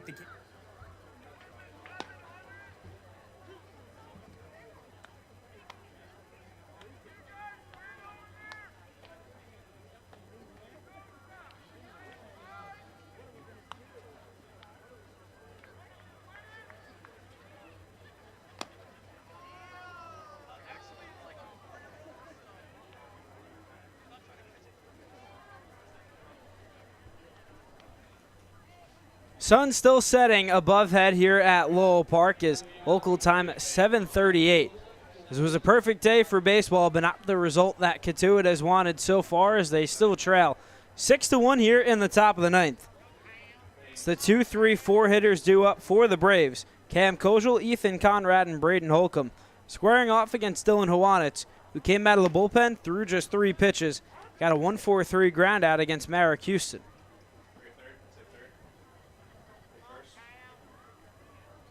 0-1 is the count against Kojal. He's reached twice. 1 for 3 was also hit by a pitch in his last at-bat. As the 0-1 taken for ball 1, low and outside. Kojal has scored twice, also has struck out twice. The 1-1 offering. This is the zone once again as Howanitz falls behind the second baseman, who entered the transfer portal this offseason. Played at Vanderbilt last year, now is heading to Arkansas as he's worked the count up to 3-1. Had a good season with the Commodores. Hit .284, 5 home runs, 28 RBIs. Was named the SEC Freshman of the Week. As this one chopped right back up the middle. Advincula ranging over. Jump throw over to first base. Not in time as it skips behind the glove of Tanner Thatch. Rolls all the way back to the fence.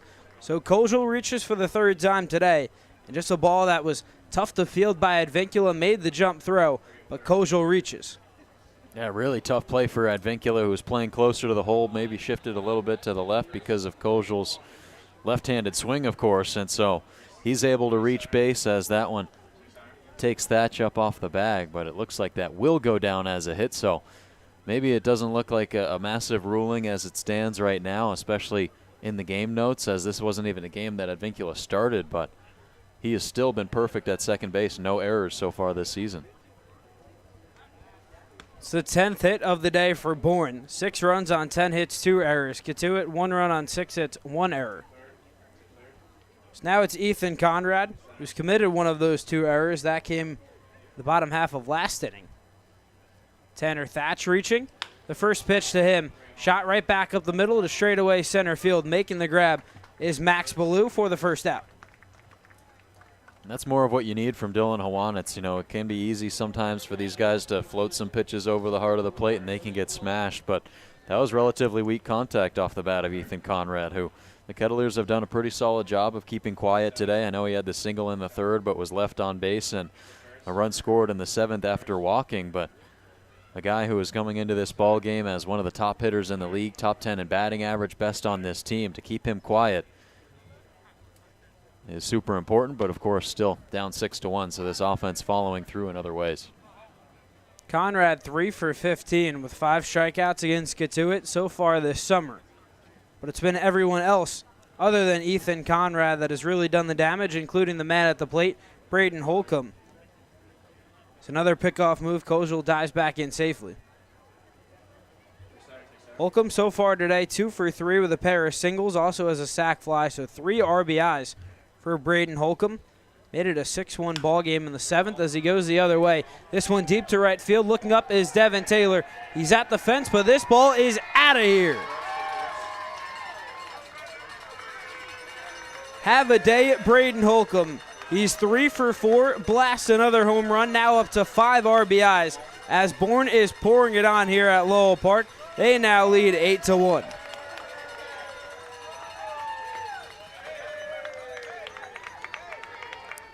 Well, we watched Holcomb in batting practice earlier today. Could just see the raw power that he was showcasing to all fields, and more of it right there. As Jimmy was talking about, Dylan Hawanitz isn't a guy who's going to go out there and throw in the upper 80s, low 90s. He's a guy who's in the high 70s, and so when you can say that you can turn around a 70-mile-an-hour pitch and put it to the opposite field over the fence, that's pretty impressive.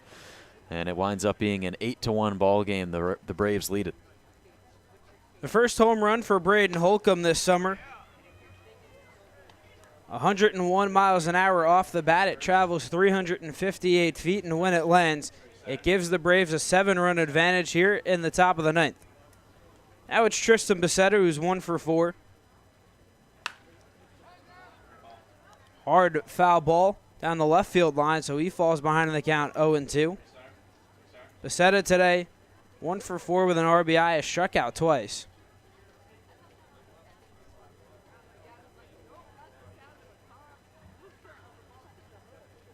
Wanitz looking to pick up the second out of this inning after he got Ethan Conrad to fly out, and he does so here with the strikeout of Tristan Becerra. So he's set down on strikes for the 3rd time today. It's the first strikeout for Dylan Hawanitz. There are 2 outs here in the 9th. Yeah, it's a good response for him, climbing the ladder with the two-seamer / sinker, I guess you could call it, from Hawanitz at 80 miles an hour. So it ties up Tristan Becerra. He is struck out for the 3rd time today. So a big positive for Cotuit pitching, at least, is the amount of strikeouts that they've been able to work today against Bourne. It's the 3rd strikeout for Hawanitz this season. 14th for the Kettleer pitching staff. So now it's John Schroeder. He struck out a pair of times. The 1-0 pitch runs inside, nearly clips the jersey of Schroeder. He has to back out of the way. The high looping off-speed pitch from Hawanitz.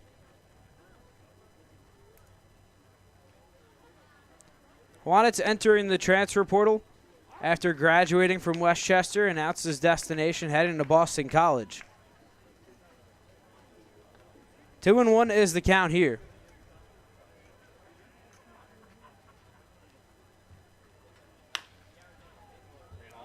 High foul ball out of play off the bat of Schroeder, so the count evened up at 2-2. Schroeder playing in his 4th game so far this summer.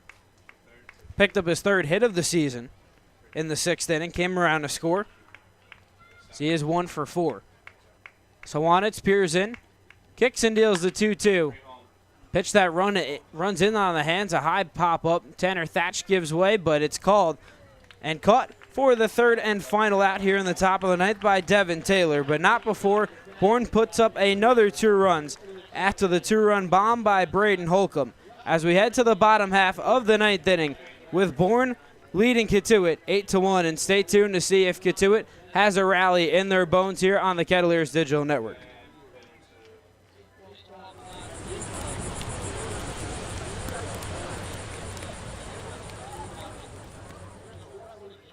Here at the Mass State Lottery, we're known for our monster wins.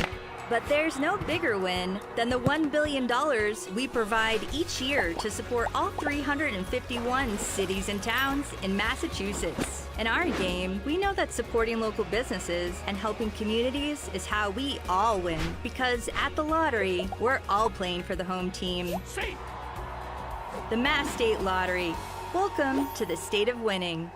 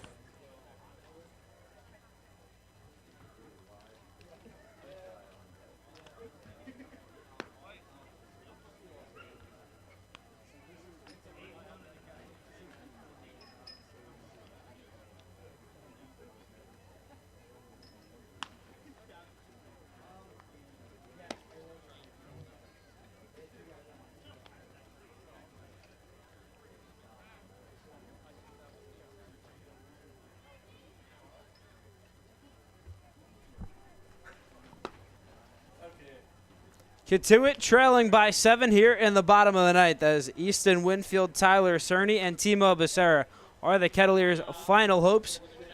Sean Abraham walks back to the mound, looking to close out a much-needed victory for the Bourne Braves, who came into today with a 15-16-2 record. If they hold on and capture win number 16, it would be the first time that they're at 500 since Game 2 of the season. Been a long road coming for the back-to-back Cape Cod League champions. 1-0 is the count on Easton Winfield. He's 0 for 1, reached on an error by the shortstop Marek Houston. Leading off the top of the 7th, leading off the 9th inning here. It's the 5th error for Houston so far this summer, but Winfield up in the count 2-0. He's had a lot of success since joining the Kettleers. You've seen the power as he takes a big cut out of the 90-mile-an-hour pitch from Abraham. Count goes to 2-1. In the suspended game yesterday, laced a 2 RBI double the bottom of the 1st against Falmouth. Cotuit was leading 2-1 when that game was called in the top of the 3rd. As the 2-1 offering runs inside, taken for ball 3, Winfield doesn't back out of the way, but he's in the driver's seat, up 3-1. That was a good response for Winfield yesterday after coming off the 0-for-4 performance with 2 strikeouts against Hyannis. It's the second time all season that he didn't record a hit. As the 3-1 pitch taken for strike 2, Winfield thought it was ball 4, nearly ditched the bat. But the count runs full here to begin the bottom of the 9th. Abraham out of the windup. Deals the payoff pitch. in there for strike 3. Winfield thought it was ball 4, but he gets rung up on strikes. It's the 3rd strikeout today for John Abraham, and Cotuit's down to its final 2 outs.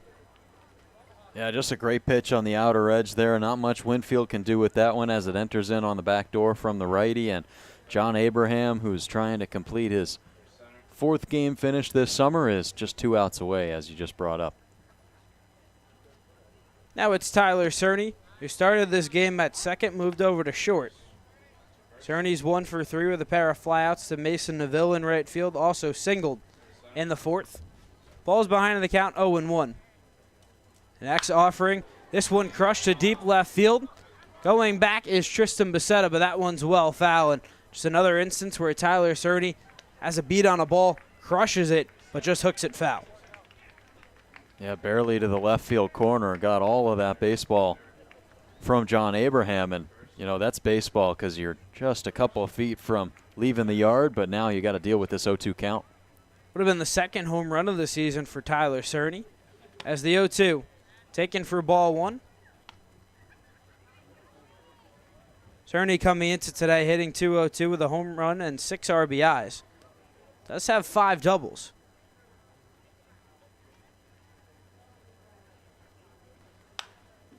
The 1-2 pitch, a high pop-up. Giving it a run is John Schroeder, but that ball reaches the grandstand. Cerny's first home run coming a few games ago, July 18th, against Chatham. Hit a 3-run bomb in the 4th inning. Hopped on a first pitch fastball, crushed it 385 feet.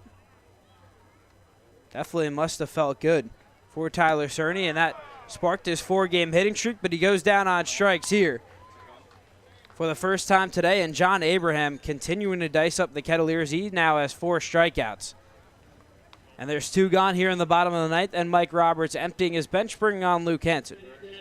Yeah, Hansen will hit for Becerra. Really just trying to get everybody looks here in this ball game as Becerra went 1 for 3 on the day, scored a run in this ball game for the Kettleers. The only run for the Kettleers that was back in the 3rd inning, actually. But you go back just an inning ago in the 8th, Max Ballou's single, the first hit for the Kettleers since the 4th inning. So getting shut down by this Bourne bullpen throughout a pretty important part of this game. Cotuit has a run on 6 hits. On the flip side for Bourne, 8 runs on 11 hits. The count is 1-0 to Hansen. Called strike 1. Hansen so far this summer hitting .231. Being another of those depth guys on the infield. Comes in to play third base, has also pitched this year for Cotuit. 2-1 after the 92-mile-an-hour fastball just missed off the plate outside. This being his 9th game played this summer, 3 for 13 is the UVA product. Takes a big cut out of an off-speed pitch. That evens the count up at 2-2, and Cotuit is down to its final strike.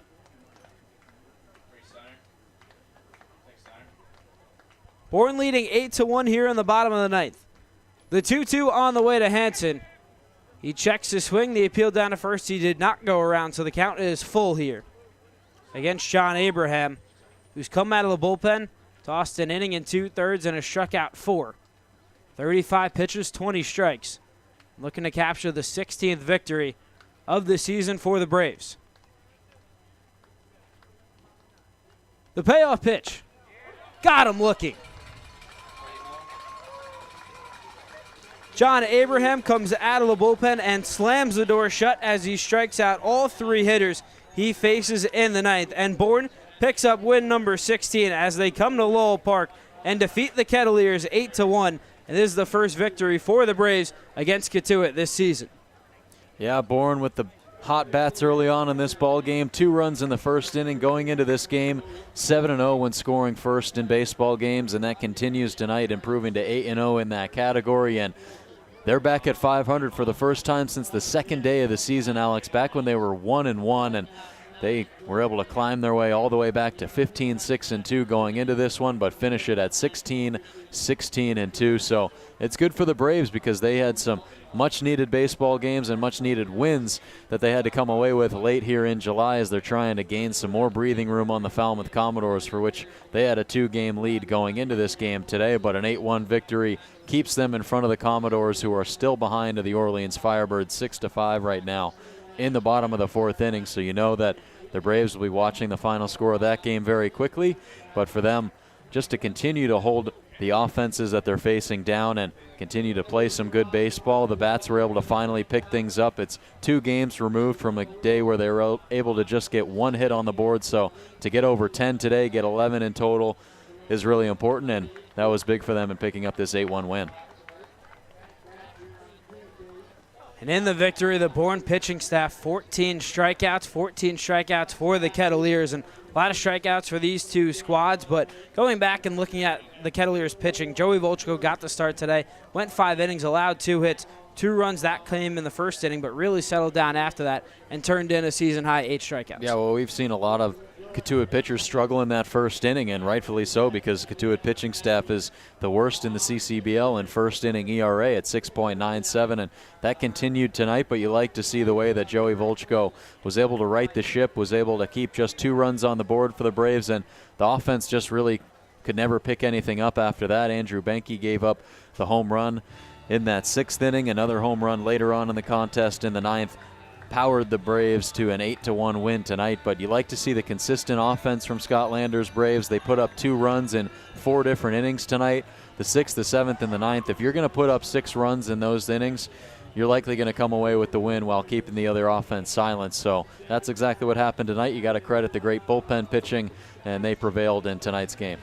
Just 1 hit allowed by the two bullpen pitchers used by Bourne, Griffin Hughes and John Abraham. As Hughes picks up the win, he improves to 1-0, and he really came in and calmed the storm, as Cotuit did score a run in that bottom of the 3rd, but Hughes came in through 3 innings and struck out 3 hitters, allowing just 1 base runner. Yeah, Hughes in that game, he was stifling with 3 strikeouts, no hits, and it was more of the same from the last time we saw him out there. He walked a batter, gave up a hit, struck out 1 in an inning and 2/3, but was even better tonight, had the off-speed working, had the fastball working, was getting ahead of batters, and it was 6 up, 6 down for him to start off the game, allowed a base runner on an error to start off the 7th, but 3 up, 3 down after that.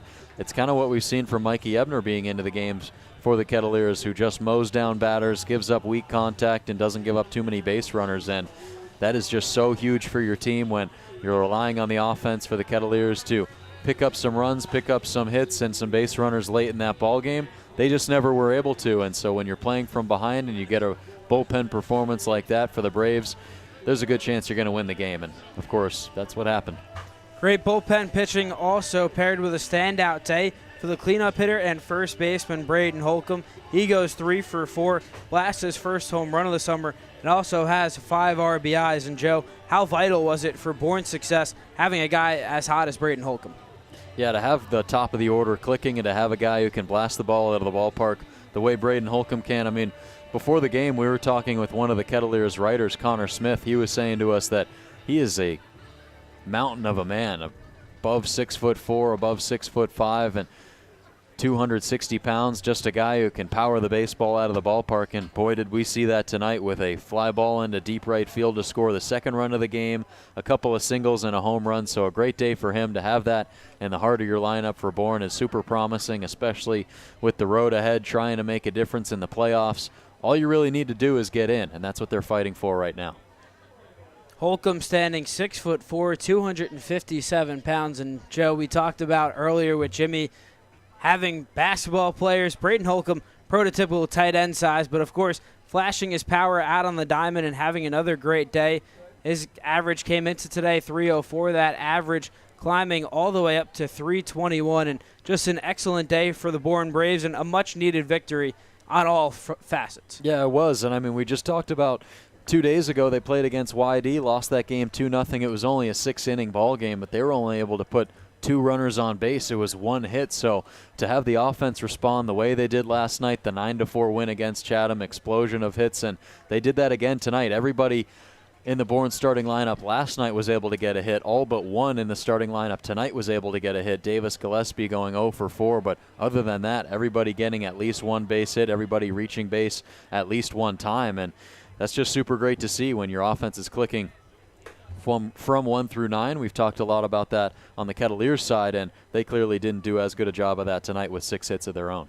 You're bringing up the Kettleers offense, and although they had 6 hits, a third of them came from one man, Max Ballou, who had really been scuffling at the dish before it, but how vital of it was a performance from Max Ballou? Well, we were waiting for him to kind of get the bat going in these past couple of weeks. We know what he can do in center field with his arm, with his glove, but at the plate, he's a guy who can perform at a high rate. He did at Texas this past season, was the Big 12 Player of the Year, and a guy who batted above 300 there. So that the offensive production is always there for Max Ballou, but he was just hitting a couple of rough patches, one before the 2 homers in Harwich, one after the 2 homers in Harwich, but today he improves to 2 for 4 at the plate, 2 strikeouts. Other than that, you would hope to clean that mark up, but super promising to see that in the heart of your lineup. And Adele Huffman waiting for Mike Roberts, who's continuing to talk to the team, but one of the things that Mike Roberts likes to talk about is one thing that you just mentioned, consistency 1 through 9, and really didn't see that today for Cotuit. Their first 4 hitters, Tanner Thatch, Brandon Compton, Devin Taylor, and Max Ballou had 4 of the team's 6 hits, and 5 through 9 in the Kettleer order, just 2 for 18.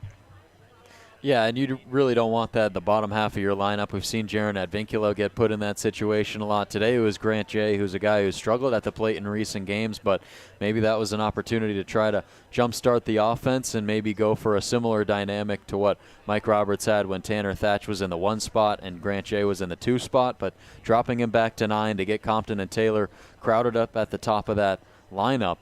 We know how productive those 3 have been in the top of the lineup. Thatch, Compton, and Taylor, the only guys on this team with 5+ home runs, and there's potential that you might want to mix it up a little bit, move some guys further back in the order, but to try to get some bottom half production, it really stems usually from a guy in Jaron Advincula. He didn't get the start today, so it fell on some other guys who were hopefully able to get the bats going. You saw Tyler Cerny get a hit, saw Timo Becerra get a hit, but it all falls back to that timely hitting, and usually the team that does that better ends up winning the ball game. And today, pretty narrow. 1 for 7 for the Kettleers with runners in scoring position, 2 for 10 for the Bourne Braves, but of course, those 2 home runs being the difference. Both of these teams leaving 7 runners on bases. Mike Roberts still continuing to talk to the team. Just a long talk, and after an 8-1 performance, what do you think he's saying to his guys? Well, hopefully saying that this team needs to just kind of continue what they were doing in the last week. He knows that the level of play that they can get up to, and these past couple games, and at times you've seen this offense fall silent, and timely hitting, some untimely errors, especially at the beginning of the ball game, is super important. You look at the way this team performs away from Lowell Park compared to at Lowell Park. I think something could be maybe a little bit read into that, the way that this team performs, because it just seems like they get off to such harder starts on the road. They're more focused, they're more locked in when they're at the plate and able to work a lot of different counts. I know that playing at smaller ballparks helps them and powering the ball out of the ballpark, and this is a bit of a larger park compared to the rest of the league, but I just think being able to play at away from your own ballpark, to not have as many distractions, is really important. So Mike Roberts could be talking about that. He could be talking about a number of things. It's really hard to tell sometimes with a guy with such a great baseball mind as that. He likely could be talking about something that is way beyond our baseball knowledge. So it's tough to tell, but hopefully he's given some props to the 4 All-Stars who'll be playing in the All-Star game tomorrow night in Falmouth. Those 4 All-Stars being the top 2 hitters in the Kettleer lineup, Tanner Thatch, Brandon Compton, Jaron Advincula, who was used as a pinch hitter, and Michael Ebner out of the bullpen. I want to go back to a point that you mentioned earlier. Cotuit struggles at home, a 9-7 record here at Lowell Park, but an 11-4-1 record away from the friendly confines here at Lowell Park.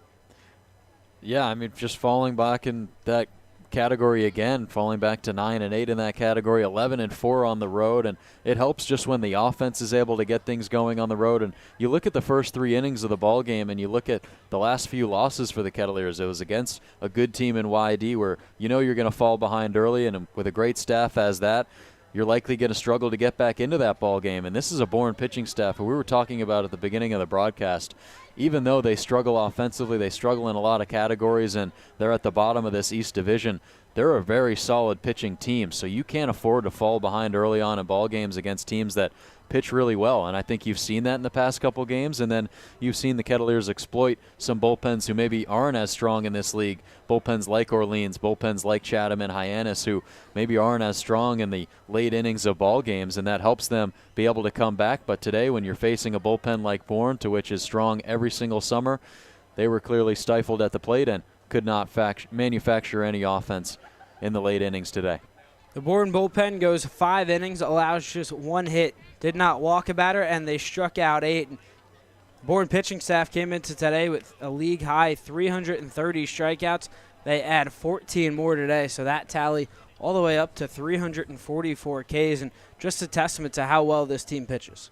Yeah, it is. I mean, this is a Bourne team that is able to figure things out on the mound, but offensively they really need to pick things up, and for Cotuit, it's kind of just been the inconsistency at the plate. Some nights the offense falls flat, and on the mound sometimes it's the starting pitching, sometimes it's the bullpen that contributes to a lot of runs being scored. But tonight, 8 runs on the board for the Bourne Braves, and they're really just the better offense from start to finish, from 1 through 9 in their lineup, from innings 1 through 9. And for the Kettleers, a slow start again hinders their ability to come back in this ball game. Nobody wants to be pitching from behind, and when you have so much turnover in this bullpen, you have a lot of new arms out there.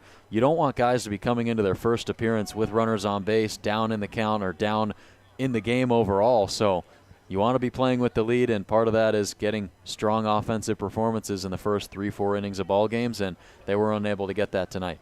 And taking a look at some scores around the league, Harwich currently beating Wareham 6-2 that game on the top of the 6th. Orleans taking the 6-5 advantage over Falmouth that game in the bottom of the 5th. YD and Chatham, high-scoring affair, only in the bottom of the 2nd. YD 7 runs, Chatham 4, so offense is coming to play there. Of course, this game 8-1, Bourne taking the victory, and the only other game that has been final, Hyannis defeating Brewster 3-2 as Mike Roberts continuing to talk things over, is waiting to catch up with Liddell Huffman. And well, I'm glad you bring it up, though. It's a conversation that he's having with Max Ballou, a guy who has won for his last 13 going into today's game, but went 2 for 4 at the plate. So hopefully Adele is able to ask a few questions about that. But you have to assume that it was a much-needed performance for Max Ballou, a guy who in the last week hasn't been able to get more than 1 hit at the plate. So for somebody to get a multi-hit game tonight, while there aren't many positives to take from today's game, he could be one of them in the heart of this order, and hopefully able to work his way into the more of the starting or the everyday starting man in center field like we saw him maybe a few weeks ago at the start of July. But for him to have a great day at the plate once again, and for him to continue to do what he does in the field, is going to be super important throughout the rest of the season for the Kettleers. Blue now 3 for his last 17. His batting average came in at a 208 clip, now has it all the way up to 226, and hopefully it's a sign for things to come from the slugger out of Texas. And of course we know the power is there with him. Had the 2-homer game, in the game against Harwich. Of course, won the Big 12 Player of the Year. Had an amazing season at Texas, so hopefully this 2-hit performance and the second multi-hit performance for Max Ballou this year is a sign for things to come. Yeah, it could be. And Max Ballou is a guy who, loves the game, is a nice guy away from the ballpark. You know that he has been here throughout most of the summer, but also went away from the team to join Team USA and also came back. And I think that's something that's super promising when you're looking at this team and seeing the amount of turnover that has happened in the last 2 years with this team, and so many guys who go to the USA roster don't come back, so many guys who leave for personal issues. And it seems like there are a lot of guys who want to see things through the end of this season, and Max Ballou definitely one of them as their conversation ends at field level. But a nice handshake there and a good day for Max Ballou. Hopefully he can bring that into Sunday night. So after Max Ballou's conversation with head coach Mike Roberts is over, we'll now send it down to field level with Adele Huffman, who's joined alongside by Mike Roberts. Thanks, Joe and Alex. Yeah, alongside head coach Mike Roberts. Coach, Max Ballou had a great day out there today. What did you think of his play and the thoughts on tonight's game? Well, game he's had in a while today, and Max had a very good. And Coach, a lot of turnover in the Kettleers pitching staff in the last few weeks. How important is it to have a strong bullpen heading into the remainder of the season? Well, it's critical. We got to play 8 games in 8 days. So I honestly, I'm just trying to figure out what our pitching staff is. We just lost. We have 2 pitchers leaving today, and it's just everybody, I'm sure, is in a similar situation. It's just very, very difficult to know how to use your pitching staff, but we'll continue to work at it as we have every year, and hopefully that we have a solid last week of the season. And, Coach, tomorrow a big game at Falmouth, the All-Star game. What excites you about that? Well, it's for the players, and congrats to all of them from every team that's there. And, we go down, and, again, I just kind of watch. It's for all of them, and so congrats to every player from the East and the West, and hopefully it'll be a very nice day. Well, thank you, Coach, and we'll see you later.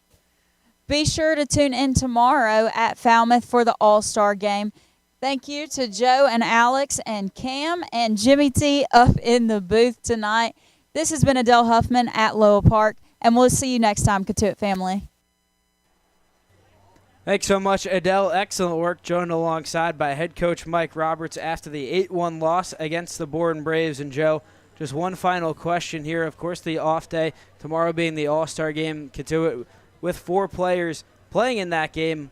Michael Ebner, Jaron Advicula, Brandon Compton, Tanner Thatch. But the rest of the squad's off for a day, and they're right back at it on Sunday in a makeup game against Orleans. How vital is it to pick up a much-needed win against a team that is really scuffling? Well, it's super important because this is a game that you're trying to build momentum into the last week of the season, and Mike Roberts just echoed that in his post-game interview. But when you look at the last week of the season, you got Orleans and then Brewster and Harwich at home to finish off the month of July. But then after that, Hyannis, then you're at Wareham, Falmouth twice, and then against Bourne. So all of those are in-division games. You have to assume that Bourne and Falmouth will be duking it out for the 4th spot in the West Division.